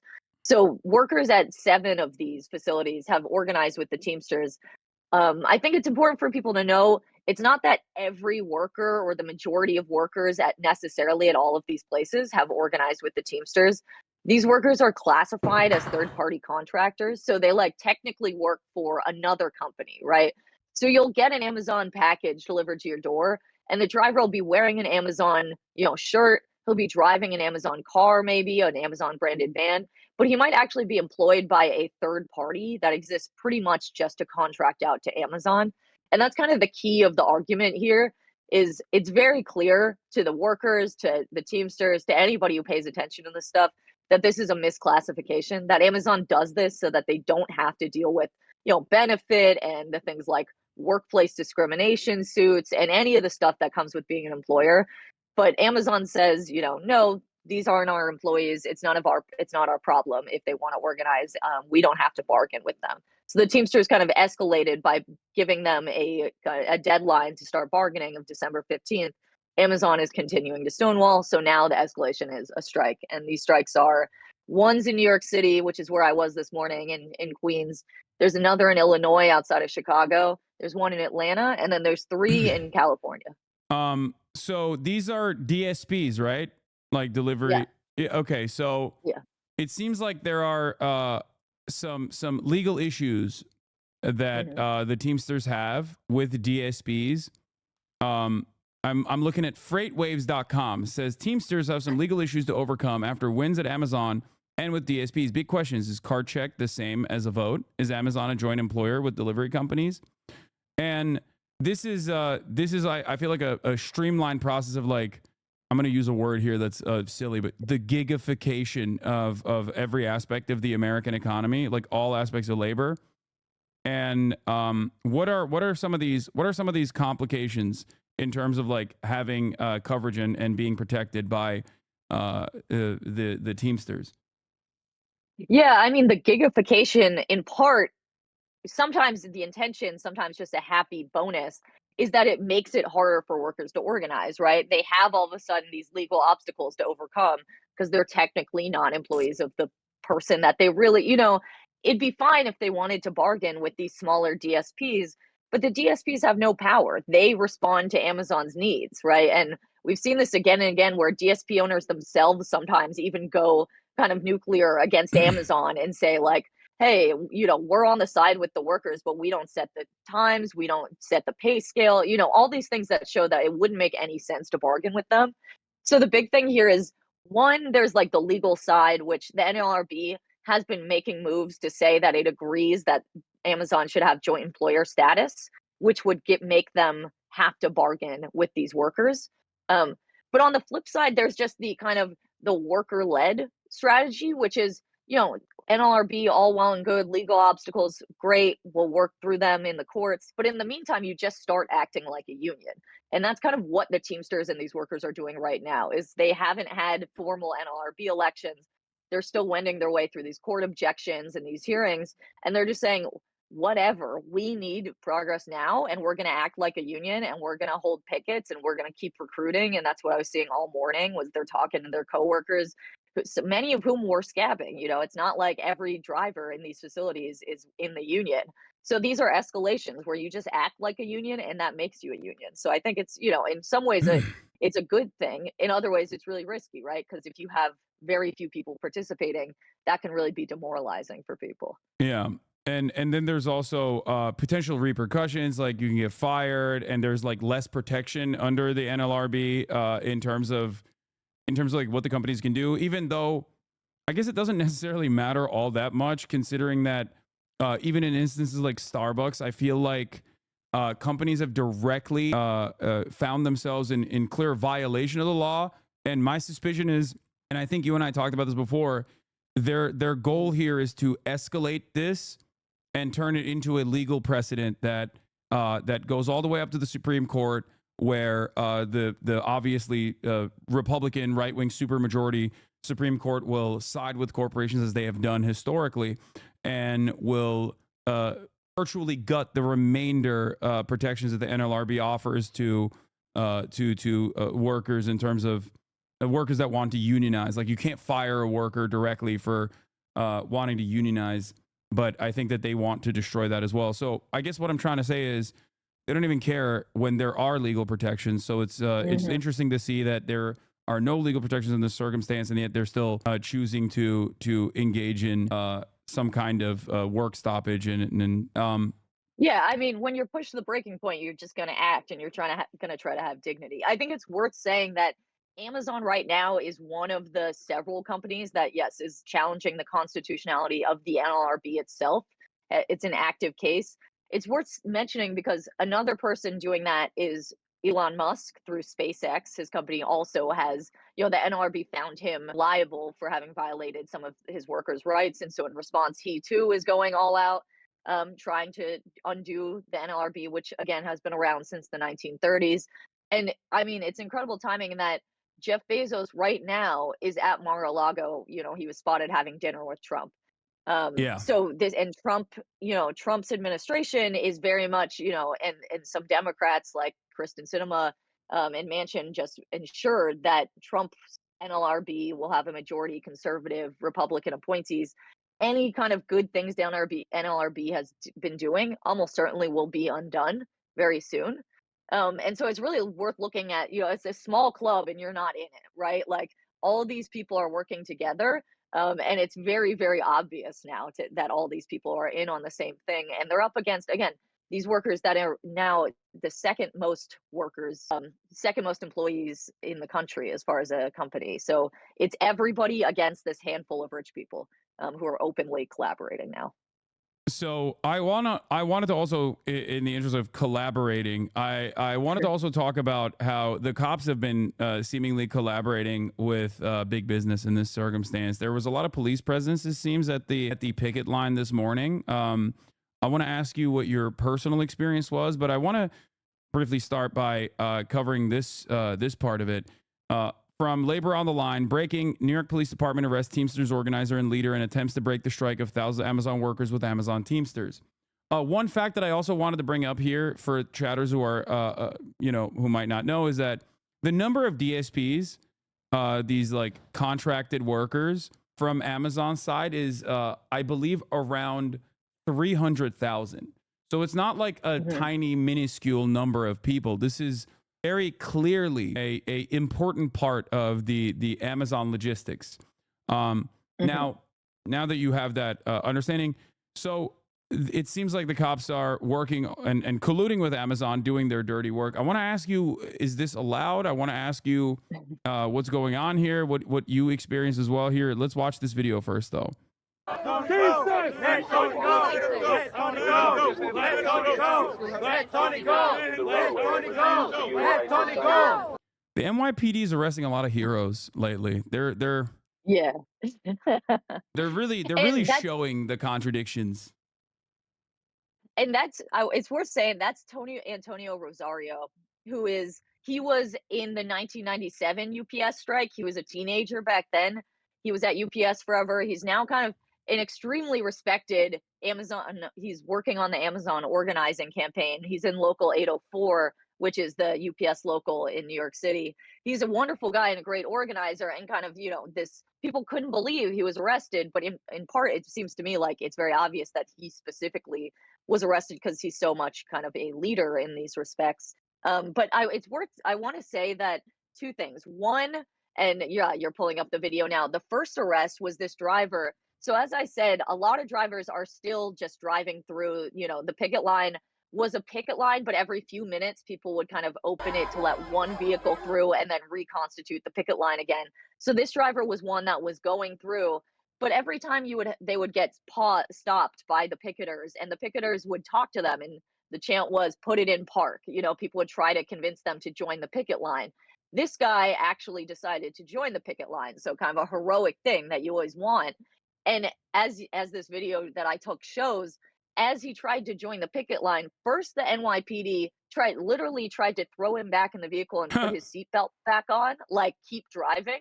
And then when he insisted on coming out, they arrested him. And it's funny, you can see a sign, one of the picket signs says "Obey the law," speaking to Amazon. But there's the NYPD have no right to arrest someone for doing this. He has the right to be involved in this strike. The picketers have no, Amazon is breaking the law by refusing to bargain with its own workers, and yet there's just one person under arrest here, and it's this driver. Yeah, I mean, it is pretty crazy. And I would say that, like, apparently from what I hear, in New York it was particularly bad. I mean, the police very explicitly broke the picket line after several hours of a serious picket line. After arresting Rosario, dozens of them, they said they were going to arrest everyone if they didn't start letting vehicles through. They had no right to arrest everyone. People were on a publicly owned sidewalk. And yet it's very clear that, people were asking me, why would they do this? The NYPD doesn't work for Amazon. And the answer is, well, maybe they do. And Amazon is very powerful in this city. And so I'm curious what will result from that. But it was really remarkable to see the cops explicitly kind of protecting the flow of capital. So I have a question about that. Aren't cops also wage employees that also have a union, as a matter of fact? They do have a union, but I wouldn't say they're workers like any other. I mean, I always say when workers meet cops on the picket line, the cops are facing them, right? They meet them as obstacles to the picket line. The cop places themselves on the wrong side of history, and I think that's just naturally how we should see it. Cops always have been there to kind of protect the flow of business interests in this country.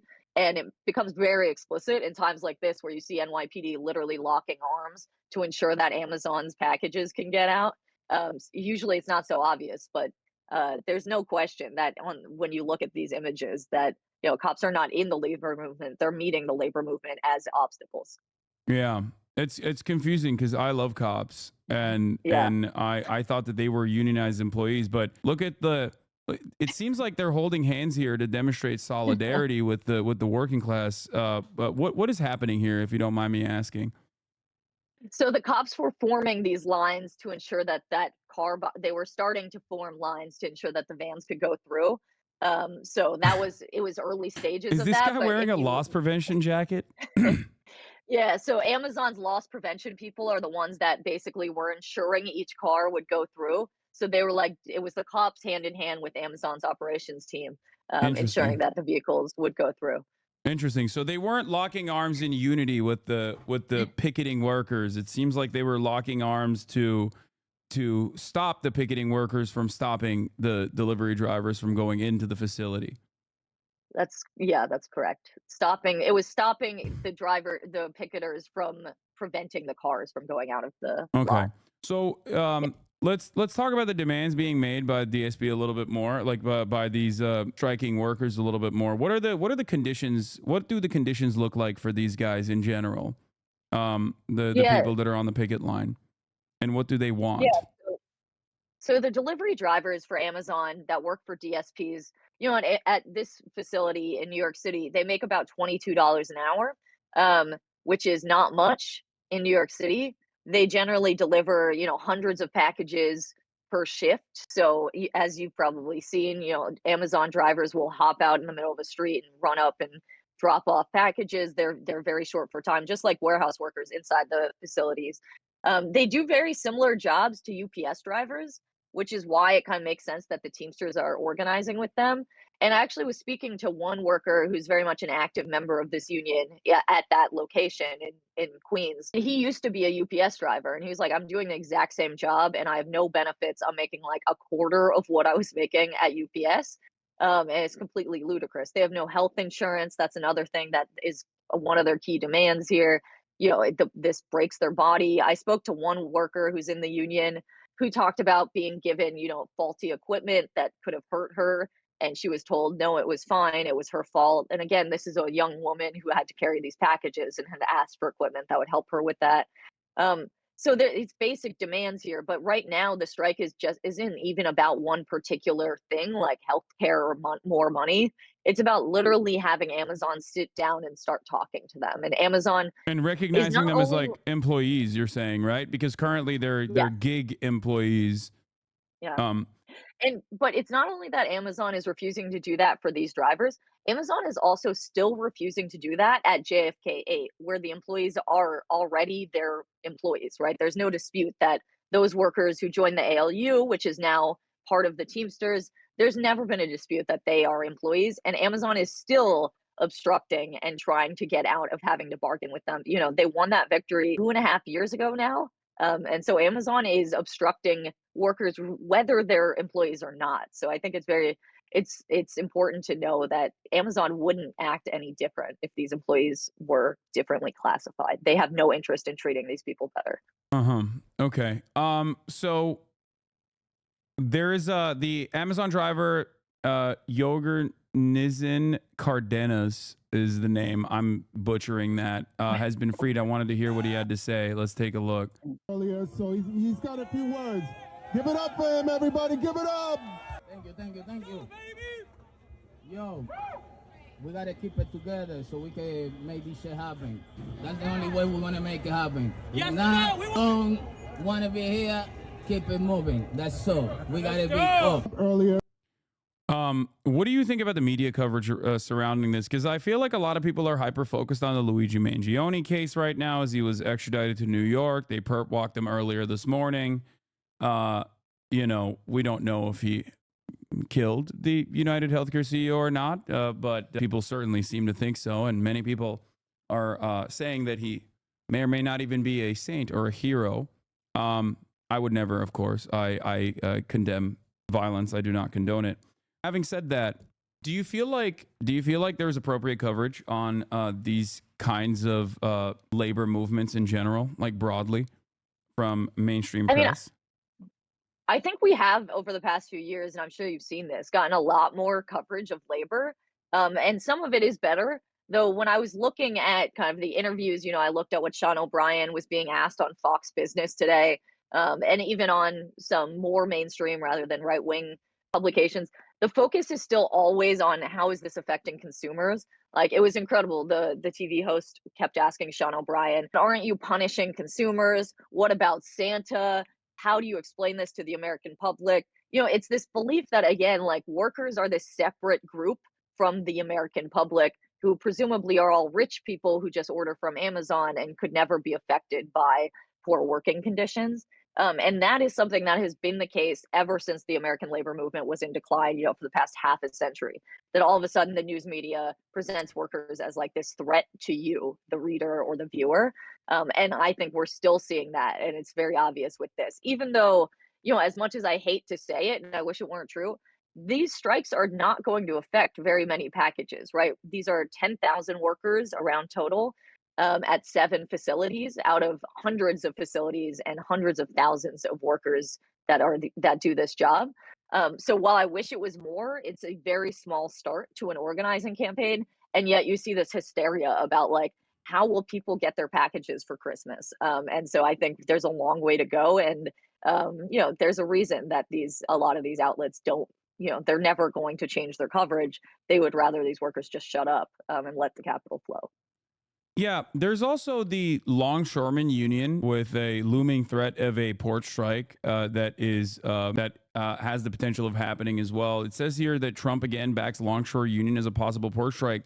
Now, the reason why I wanted to bring this up is because when the longshoremen did actually threaten to strike a couple months prior, there was very similar commentary on this. They talked about the leader of the union and how wealthy he is and all this stuff. And I think one of the things that they engaged in their communications was just like being uncompromising and openly talking about Harold Daggett, openly talking about the importance of labor unions and the importance of the longshoremen in general, the dock workers, like the treacherous nature of the job, harrowing conditions, and how hard they work throughout COVID, for example, putting their lives at risk, putting their safety at risk without ever demanding anything else, and generating a tremendous amount of profits.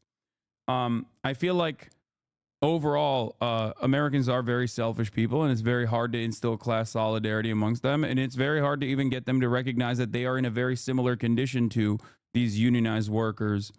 But it did feel like, given the power that the longshoremen had, given the power that the ILA had in completely shutting down American logistics,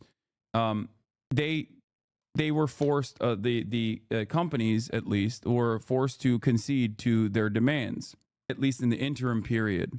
So how do we get Americans broadly to understand that labor unions are good? I know this is a very difficult, this is the most complicated question of all time, but what do you think is effective? I mean, the controversial answer here is that, as you said, with the ILA and the ILWU is the longshoremen union on the West Coast, you actually don't need the public to agree with you if you have the leverage. Like, this is a fight between you and your boss. And if you have the organization, you can force them to concede no matter how much they whine on the media and how much the public is up in arms. And that is good. It is why it's one of many reasons people talk about workers having the power, right? And I think there's something to be said about the idea that if and when, I would hope to say when, workers get more power in this country, there will be backlash. There are inconveniences to growing labor power. And it has to be, people like us are, of course, doing what we can, kind of like pushing this message, talking about why it actually makes sense and is good for, say, longshoremen to have sustainable conditions rather than, I remember I was writing about the ILA strike. These workers were exhausted. They were not being safe. This is bad for everybody. But at the same time, it's really workers themselves who just, it's up to them and they don't really need you. Workers just have to get organized, and then they can force the boss to listen to their whims.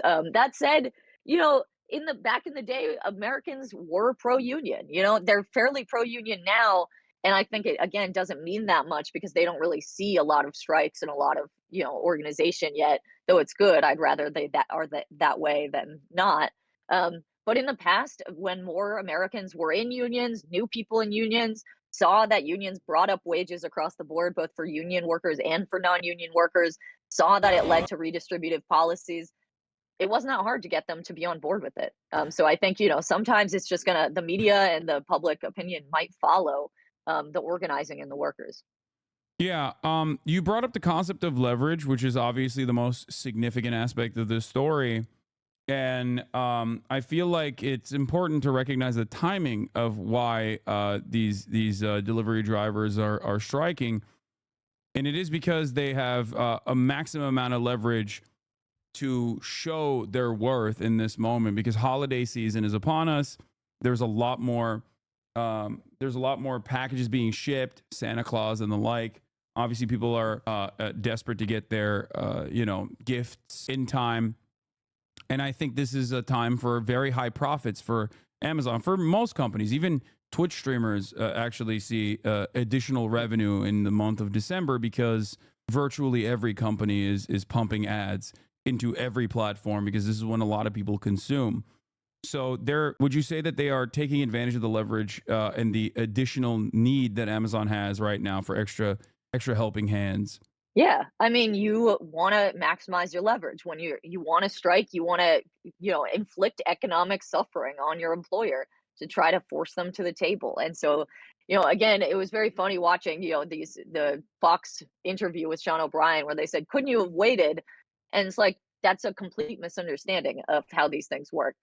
You want to do it when it's, most inconvenient for the employer, especially when you only have a smaller percentage of the workers. So, yeah, this is the time, and during these peak seasons, which come at a few times around the year, Thanksgiving and Black Friday, Cyber Monday, Prime Day, this holiday that Amazon itself made up and now has extended into several days. Like during these times, Amazon workers in the warehouses, their injury rates are something like 3 times what they usually are, which are already about twice as high as other warehouse workers. So these are peak times where grievances are also higher, where workers are pushed to their limits, where there's actually more reason and kind of more leverage and more excuses for workers to say to each other, "Hey, you know what? I'm actually sick of this, and I'm now willing to listen to the idea of organizing." So there's many reasons you would do it now. Yeah. Okay. Last question I have for you, by the way. Thank you so much, Alex, for giving us some time here. And this might come as a surprise to many in this chat, and certainly was a surprise to me. I am going to be talking to Sean O'Brien tomorrow because apparently the Teamsters have a podcast. What would you want me to ask him as a question when I go on his Teamsters podcast to talk to Sean O'Brien? I mean, I guess one kind of complicated question I have for Sean is, he's been very vocally kind of praising Josh Hawley, this Republican kind of faux populist, faux pro-worker guy, as well as being kind of soft on Donald Trump. Yeah. These guys who very explicitly, I think, will put an end to the idea of Amazon being a joint employer. So these are politicians who very much in the next few years, I think, will quash at least the legal side of the Teamsters kind of arguments around bargaining with Amazon. To be clear, I think workers should and will organize anyway, but the legal landscape almost certainly will get harder. And Sean is yet kind of praising these guys, even as he represents these workers who they will make their lives a lot more complicated. And I'm just curious how he thinks of that, and if he agrees that that's the case, because Josh Hawley talks a good game, and he even the other day was advocating for joint employer status, even as he ensured that the NLRB will be conservative and rule against it. So I think talk is cheap, actions speak louder than words, and these guys are snake oil salesmen, and I would like to think Sean can see that. And maybe he's just politicking, but I think there are problems with that kind of politicking. Rubber is hitting the road, and that's for his members, for these workers who, again, have really tough jobs and really need every bit of serious help they can get. Yeah, especially considering that there is a new leader of the NLRB that Josh Hawley voted for. It seems to me like a lot of these big corporations ultimately they're hailing her as a champion of labor, and regardless of what you may think personally of the AFL-CIO, I think their scorecard is fairly decent in terms of like quickly interpreting whether or not this person is, or at least has, a legislative track record of being pro-labor. And it seems like when your legislative track record of being pro-labor is at 10% from the AFL-CIO scorecard, I'm not exactly super stoked on Trump's upcoming NLRB leader. So that is something that I'm interested in finding out about as well. What do you think is going to happen? Because like they hail her as a champion for the for this is the new labor secretary that you're talking about. Yeah, the not new NLRB. labor secretary. Like Trump is going to fire current general NLRB general counsel Jennifer Abruzzo, who's done a tremendous job so far. Like I think far above my expectations from any Democratic administration, and replace replace Abruzzo with an acting general counsel who I believe has. Let me pull the name So up these real are two quick. separate jobs. So labor secretary is different than the NLRB general counsel. So Oh, that's labor true. You're right. secretary, You're right. yeah, there. I'm sorry. As far as the NLRB, almost certainly Trump is going to appoint a corporate side lawyer. Yeah. That is, it will be a majority conservative corporate side, even as, the NLRB's function, its mandate is to encourage. People are shocked when they read the language of the NLRA, the act that creates the NLRB. It says the act is to encourage collective bargaining. It's meant to actually aid and abet workers in organizing, not even just be neutral or something like that. And yet, under conservatives, you'll see management side attorneys trying to stop at all costs. So what I expect that things will get harder legally.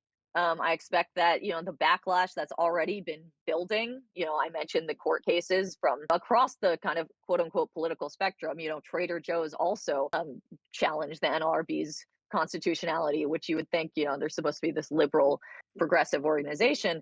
I think we'll see more of that, and we'll see, last I checked, Trump's administration is going to have at least 9 billionaires. This is like Gilded Age, mask off, as clear as we've ever seen it. So I don't think you have to be very smart to see what's the writings on the wall.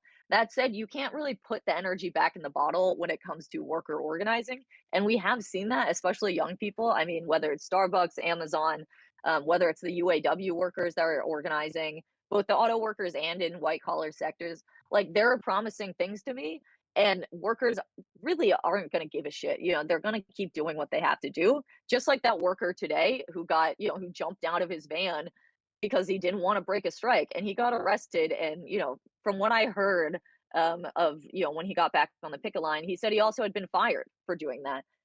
So this is somebody who needs that job, who has it a lot harder than a lot of people, and still is doing the right thing. So people will just do that no matter what the legal and political landscape looks like. So what do you think about Lori Chavez de Remer, the labor secretary, and what that says for a potential NLRB pick from Trump? So Lori Chavez de Remer, people celebrated her because she was better than other Republicans. Yeah. And maybe even as some you said, liberals like Mark Kelly. Sure. I think people, I think there were a couple things going on. One is people are just so desperate to like own the libs and pretend that Donald Trump is like pro worker, that they seem to think it's worth saying that this person is pro worker when she really is not. She joined the backing of the PRO Act, the big legal law reform bill, in part to get an endorsement from a local union for her reelection. And at a time when there was no chance it was going to pass. So it wasn't like she really was going to have to go through with it. And yet people want to be suckers, I guess, so as far as political pundits go, and point at it and say, see, she's pro-worker. So I have very little expectations. The bar is on the floor, and she is better than most conservatives. That doesn't mean anything when you have a capitalist ruling class actually now just completely mask off, fully in power of every branch of the state. And I, even with her kind of the minimal pro-labor things she has to her name, very quickly Trump administration people, as reporting came out immediately after her announcement of being a nominee, immediately they were assuring business that was a little panicked that don't worry, there'll be far more anti-worker people around her and in the NLRB and so on and so forth. That in fact, maybe this was just a PR move to get people off their back and to ensure that people would kind of buy the idea that they aren't going to attack the working class. So I don't have high expectations. I'd love to be surprised. I just so you are not a TYT adjacent believer in MAGA populism. I am not. Is what you're saying. Okay. Just wanted to see where everyone is standing on this, in these trying times when people are confused about what's going on in the world of labor. You're not super enthusiastic about Trump's potential for being a pro-labor Republican. As I said, it couldn't get more clear than Jeff Bezos currently being at Mar-a-Lago while his workers are on strike and while the NYPD are arresting them for protected activity. Yeah, or the fact that Elon Musk is seemingly the shadow president and is like, yeah, using Twitter as a bully pulpit to straight up bully anyone and everyone that even chooses to offer, extra funds to natural disaster recovery or subsidies for farmers and the like. So yeah, it doesn't seem like things are going to turn for the better. No, and it feels like it's rarely been easier to point that out than the way it is now. Yeah. So that's what I would say. Just in closing, I want people to know that the strike is continuing. And if you live in any of these cities, please feel free to join the picket line. They certainly could use the reinforcements. I also, Hassan, this was part of making this this documentary about the ALU in Staten Island. Movie's called Union. And we're currently, you can rent it online, and the money goes towards the ALU strike fund. Who slashed their local one of the Teamsters. They may strike, they may join this strike soon. And so I encourage people to check out the movie and also donate to them. Hell yeah. All right, thank you, Alex Press. We look forward to your writing from this morning. Hasn't come out yet, has it? It has not, no. Okay, we look forward to reading it when it comes out. All right, thank you so much for coming on. Thanks so much, Hassan. Bye. Bye. That was Alex Press. You can find her writing on Jacobin, sometimes even in the New York Times every now and then. So I wanted to briefly touch on the ongoing the ongoing labor activity in New York. Okay. Teamsters Local 767 are setting up picket lines at 3 Amazon fulfillment center locations in and around the DFW area. Hell yeah. Leveling up his interview skills. Cheers. I try to button it up a little bit, even when I'm talking to a friend, It's impossible for me not to be sarcastic, but yeah. Every single distributor passed on the Union film. Today was shortlisted for the Academy Awards. By popular demand, Union is online release is extended throughout the holidays. You can rent it at unionfilm.com. NYPD is trying to bust the Teamsters strike in Queens already. 2 arrested earlier today, a delivery driver and a local organizer. We talked about that, yeah. I'm driving right now for a DSP in Colorado. Virtually no union drive out here. Would love to see some change out here, though. Be the change you want to see in the world, chatter. Reach out to the Teamsters. USPS workers are basically Amazon drivers, and we get treated worse, but we can't strike. USPS needs help. Yeah. Well, USPS is in an entirely different predicament come January as well. There's also the privatization initiatives that's truly fucking terrifying. Unionthefilm.com. Did I say unionfilm.com? Sorry. I saw something that's really funny that a chatter sent me while we were talking. It seems like Matt Walsh and the others are not actually on board with Cenk's swap in terms of Cenk's cries for leftist unity and the MAGA populism that he is talking about. It's a grift, he says. Why this leftist unity act is a total sham, says Matt Walsh. People should go back and watch our old vid from 2018. It's about police unions. The history of police is class traitors. Look at that. All the way from 2018. A fucking yellow shirt again. Yeah, I don't know why I was wearing that so much. Look at what I wrote. Alex Press, communist. God, the production quality has certainly leveled up, I think. No shot you had guest name on? Yeah, it's a template, chatter. Chill out. Anyway, you can go back in time and watch us talk about how the police have a long history of being antagonistic towards labor. You call yourself a gamer, Lamau? Okay, you can't come to me this week of all weeks when I have gamed my freaking face off. What the hell are you talking about? I've been gaming so hard, I've been gaming offline. So what is behind this? Sean O'Brien should know, the Teamsters General President, kind enough to join us. Sean, always good having you, but I gotta wonder, why now at Christmas time? Why this? I mean, could this have been put off until after the holiday? Well, Neil, we've been dealing with this company and their games and antics for almost 2.5 years now. enough's enough. We have the workers have spoken. They've chosen the Teamsters to represent them. We've made attempts to sit down and bargain with Amazon, with the people that we represent that signed the cards, the majority of the cards. And Amazon has refused continuously. They've even petitioned NLRB to say that what we're doing is illegal, which it's not illegal. So we have no other choice. And look, collective bargaining is all about leverage, and this is our leverage. This is our pinch point. But you're leveraging Santa.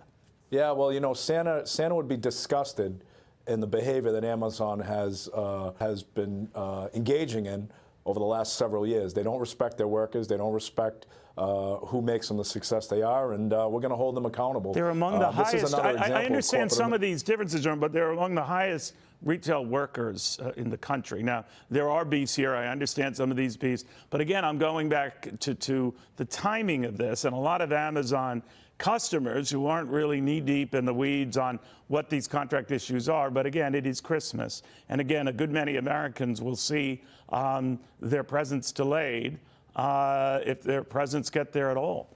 Well, they can divert them to a good union company like United Parcel Service, DHL, and everybody else. And, you know, it's unfortunate they that got the public 6 has to be days put in the to middle. do that. But Right? These folks are out there 365 days a year getting abused by Amazon. Dude. This is why you can't trust. I mean, mainstream media, again, always antagonistic to the needs of labor and always in the pockets of corporations and the wealthy. Okay. And they will stop at nothing to make you feel, if you're tuning in and if you're watching and you're a worker yourself, they will do everything in their power to break any feeling of solidarity you might have by pitting you, a consumer, even though you're a worker normally, against other workers by saying, no, these guys are selfishly actually trying to demand more wages when they're getting paid enough. How dare they? You won't be able to get your treats. And I think that good communicators that are leaders of unions have to be uncompromising in moments like this to be like, the fuck do you mean? Amazon, and you know, we have to set an example. And because the reality of the matter is they're not just doing it for themselves, they're doing it for you as well. Okay? The goal is so that you can also engage in similar action in your workplaces. No, so when you say abuse, Sean, what's going on that they're getting abused? I'm almost thinking like they're getting beaten on the job. What's going on? They are. They're getting beaten on the job. They've got the most violations in OSHA. If you do the fact check, they're not getting paid accordingly. They're being paid through a scam, which is a third-party leasing arrangement, which they are a joint employer. These people are not being paid a livable wage. They're getting minimal benefits, if any, and it's a disgrace, and it shouldn't be allowed to happen. And this company's worth $2 trillion. Well, here's the wrap here on the company. You heard a little bit of that from our reporter, that this really isn't about a lot of workers there who are angry. This is about the Teamsters trying to get a leg in and a leg up with a company and sucking them dry for money. What do you say? We already have a leg in, we got a leg up. We're not looking to suck anything out of any company. Amazon's got a duty to bargain, and they should sit down and bargain in good faith. Look, they know what bargaining is. They squeeze small businesses every single day. And if those businesses don't concede to their demands, what do? They ice them out. They blackball them. They don't deliver their products, force them out of business. We're not looking to do that. We're looking to sit down and negotiate and make certain that they treat their workers accordingly. Now, this is obviously going to be a huge disruption during holiday season. I don't know what the odds are of resolving this quickly. But I'm wondering, have you talked to President-elect Trump about this? This is happening under President Biden, I get it. But something like this could be very disturbing if it lasts that long and into his inauguration, right? Yeah, I have not talked to President Trump. I've reached out to the mayor of New York. I've reached out to the attorney general. We've got a problem in New York. Those are the only politicians that I've talked to where the police are not allowing our members their constitutional right to picket. I don't blame the rank and file NYPD. I blame the command staff and the leadership in the city. For the chatters who were wondering yesterday where my allegiances are, how dare you get a contract from Twitch to serve ads, even though you have stopped serving ads now that your contract is done. I just want you to understand, sometimes you got to play ball so that I can have these moments, so that I can be one of the top content creators on a platform like this. And still, in moments that matter, offer a voice to people that are otherwise voiceless. Offer a voice to people in a non-contentious manner when most of mainstream media platforms that are far larger than mine will almost always treat those who are speaking at the behest of workers as enemies. Okay? Just so you understand. That's it.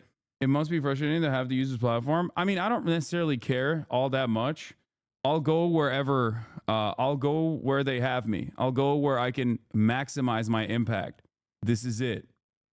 Okay? And that's precisely the reason why many people subscribe, even if there isn't a fucking top of the hour ad break. That's it. It's completely voluntary. So it was always funny whenever people get mad at that. They're like, wow, people are voluntarily subscribing to you. They want to support your stream. They want to support your continued advocacy. It's really fucked up. How dare they? YouTube has more impact? Yeah, but this is where I found the most impact. So clearly, YouTube does not have more impact.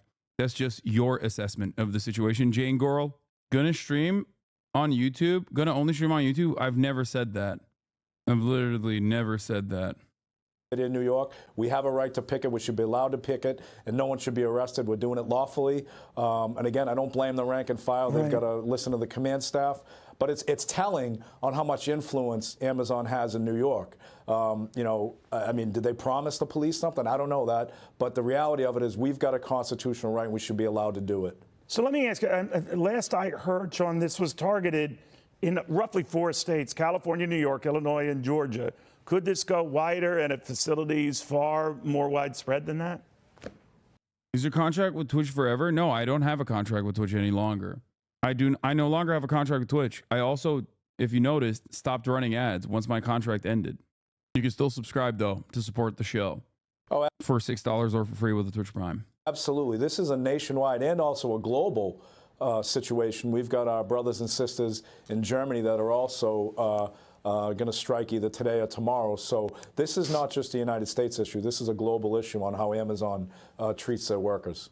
So let me step back, and you do have Donald Trump coming in about 5-6 weeks, you know, and I'm wondering, you were very instrumental, if you think about it, in his getting elected in the first place. Not that you backed him, but you didn't back anybody. But that was unprecedented for a big union not to go with the Democrat. And a lot of people interpreted that, as you said last time I talked to you, that there were a good many of your members, a majority, that supported Donald Trump. So I'm just wondering. Thank you, Xstyle333 for the 5 gifted subs, and thank you, Whizbers for the 5 gifted subs as well. And Calm Like a Tom for the 10 gifted subs. Would handle potential strikes in a Trump administration? Well, that's up to the administration. I mean, look, I've been very clear with any and all administrations. The Biden administration, we've had a lot of contentious negotiations, and the message has been clear. Look, this is a fight between the Teamsters Union, representing the Amazon employees, versus Amazon, a white-collar crime syndicate. And it's our fight. And in the neighborhood I grew up in, if 2 people are fighting in the middle of the street and you really don't have anything to do with it, keep walking. If there's a resolution that any administration wants to put forth and hold this company accountable, we'll embrace it. But until the bad behavior stops, we're just going to continue to grow, we're going to continue to mobilize, and we're going to continue to extend. What does Amazon have to do, in your eyes, to end this tomorrow? Thank you, Ace41 for the 5 gifted. Thank you, Icasa Grande for the 5 gifted subs. What they have to do is they have to agree to sit down and bargain a contract in good faith. That's the law. I understand that. But what's the number one issue you would like to resolve? I want to resolve. I want to make certain that they treat these employees with dignity and respect, make sure they pay them the wages and benefits that they deserve, and comply like every other company that's in the same exact business. We've set industry standards with the United Parcel Service contract, with the DHL contract, and they should adhere to those standards and treat their employees accordingly. You know, a lot of cynics could look at this, John, and say this is an opening salvo on the part of the Teamsters. Thank you, Young Stinky, for the 5 gifted, even though I banned you last night in Will's chat. Not to address these issues with these workers at these facilities, but to get into Amazon, a largely non-union shop for the most part, and make it a union shop. Is that true? Well, Amazon spends $17 million in 2022 to 2023 to fight the union. Just think if they invested that money in their workers. I mean, the cynics can say whatever they want. There's always going to be cynics no matter what. At the end of the day, we represent workers, and we represent workers that have to put up with the abuse of an Amazon or any other corporate bigwig. So we're going to continue the fight. That's all I can tell you. Any parting words of advice to the outgoing Democratic administration, to Democrats who had a tough go of it in the election? I mean, you were very frank about them at the time, not reaching out to you, not wanting to meet with you. But I'm just curious what you make of what they should do now. Bing. Well, I think what they should do right now, because they've got a couple of weeks left, is they claimed that they walked a picket line. We've got picket lines all over the country. No one's walked a picket line right now. No one's walked that Amazon picket line. Fart sounded like Macarena. They give the 5 gifted. I mean, he's definitely more harsh on Biden than he is on Trump, and that is a little bit inconsistent. And I do want to understand where it's coming from. You know what I mean? Like, that is something that I have been a little bit confused by. We've got Joe Biden still in office. We've got Chuck Schumer and King of Bring. Thank you for the 5 right in their gifted. backyard. Go out and show these workers how you support Gagger, them. thank you for the 5 That's how you stop gifted. building bridges. That's how you stop building inroads back into the people that you once represented. All right, Sean, very good seeing you. I mean, I noticed you're wearing a Teamsters sweatshirt. I mean, but you're so well known and you're so recognizable. Do you even need to put Teamsters on the shirt? I mean, they kind of know, right? Well, listen, we lead from the front, Neil. I'm on the picket lines. I'm heading to California, jump on a picket line out there as well. So I'm in battle gear, man. All right. I thought you'd have something like that as an answer. I'm Sean. Always good seeing you. Merry. Yeah. No, they're friendly. You guys don't understand. Like, he gets a decent amount of play on Fox News and Fox Business to be able to have these opportunities. Part of that is because of the Trump glazing, and the other part is like he does have good rapport with those guys. Trump is more pro-labor. Come on now, Sean. No, I don't think I don't think Trump is more pro-labor. That's a ridiculous statement. Anyway. Look at what they got in the new other provision stripped from the funding agreement. An anti-deepfake porn bill, funding for research on premature labor, dollars for treatment of sickle cell disease, dollars for breast and cervical cancer early detection, a program for Down syndrome research. They're now gone. And then dummies that go, can't those things be in their own bill? Why do they need to be in a CR? Guy who has no understanding of how the legislative body works for the past 3 fucking decades. Oh, I don't understand it. Dog, that's the only thing that passes, okay? That and messaging bills that say, like, we should be able to kill you if you hurt the feelings of Israel. That's the only thing.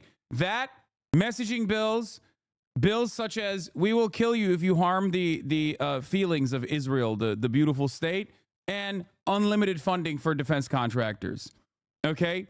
That's it. The only other way that you can get any fucking funding is through this. Or the eagle is America's bird. Oh, yeah, bald eagle's a national bird. I want to talk about heart-wrenching. Here's a leading pediatric cancer group from 2 days ago celebrating the coming passage of Gabrielle Miller Kids Act funding extension. It was just cut out of the CR after Elon and Trump demanded cuts. Fantastic times overall for America. Have you seen this account glazing Elon all of a sudden? Newsweek nailed it. Occupy Wall Street. What the fuck? This is not a real account, is it? What? Musk has suggested Mars would adhere to self-governing principles. Okay, I don't even want to. Someone probably bought the fucking handle, dude. Who gives a shit? The co-founder turned into a crypto bro, apparently. Okay, well, I'm not going to do the thing where I shit on anarchists. I'm not going to do that, okay? I'm not going to do that. There's a hiring freeze in the Department of Interior, namely National Forest. No seasonal workers. Project 2025 wants to privatize national lands. It's not surprising. You've shown some real growth. Accepting anarchists? Yeah, I didn't say I'm accepting them. Here's the New Deal that is taking place in the funding bill that was supposed to pass. And then Elon Musk was like, I'm the president. I'm the captain now. How fucking dare you? And almost single-handedly blew up the government showdown. Or not the government showdown. Let's take a look originally at what was supposed to happen and how, it kind of fell apart. Begin on Capitol Hill, where lawmakers are racing to avert a government shutdown after President-elect Trump and Elon Musk opposed a bipartisan deal to keep the government running. Our chief White House correspondent, Mary Bruce, is tracking the latest for us. Good morning to you, Mary. Robin, good morning. Well, there is now a lot of uncertainty here. The House was set to vote on a bill to keep the government open, but then Elon Musk got involved, launching a pressure campaign against the bill. And now, with the holidays just around the corner and paychecks for millions of federal workers hanging in the balance, this morning Congress is now scrambling for a plan B. This morning, Republican House Speaker Mike Johnson is back at square one after Elon Musk and President-elect Donald Trump torpedoed a bill to keep the government up and running. Overnight, the speaker seen leaving the Capitol after meeting with Vice President-elect J.D. Vance. I'm not going to say anything else more about it tonight because we're in the middle of these negotiations. Trump now telling Republicans to get smart and tough without telling them exactly what he wants them to do next, criticizing the bipartisan bill for including too much spending, but also warning Republicans not to pass a stripped-down bill without additional spending unless they also agree to raise the debt limit, saying any Republican that would be so stupid as to do this should and will be primaried. The original agreement would have kept the government open until March, with 100. I'm going to say this is a masterclass in how everyone should govern and legislate going forward.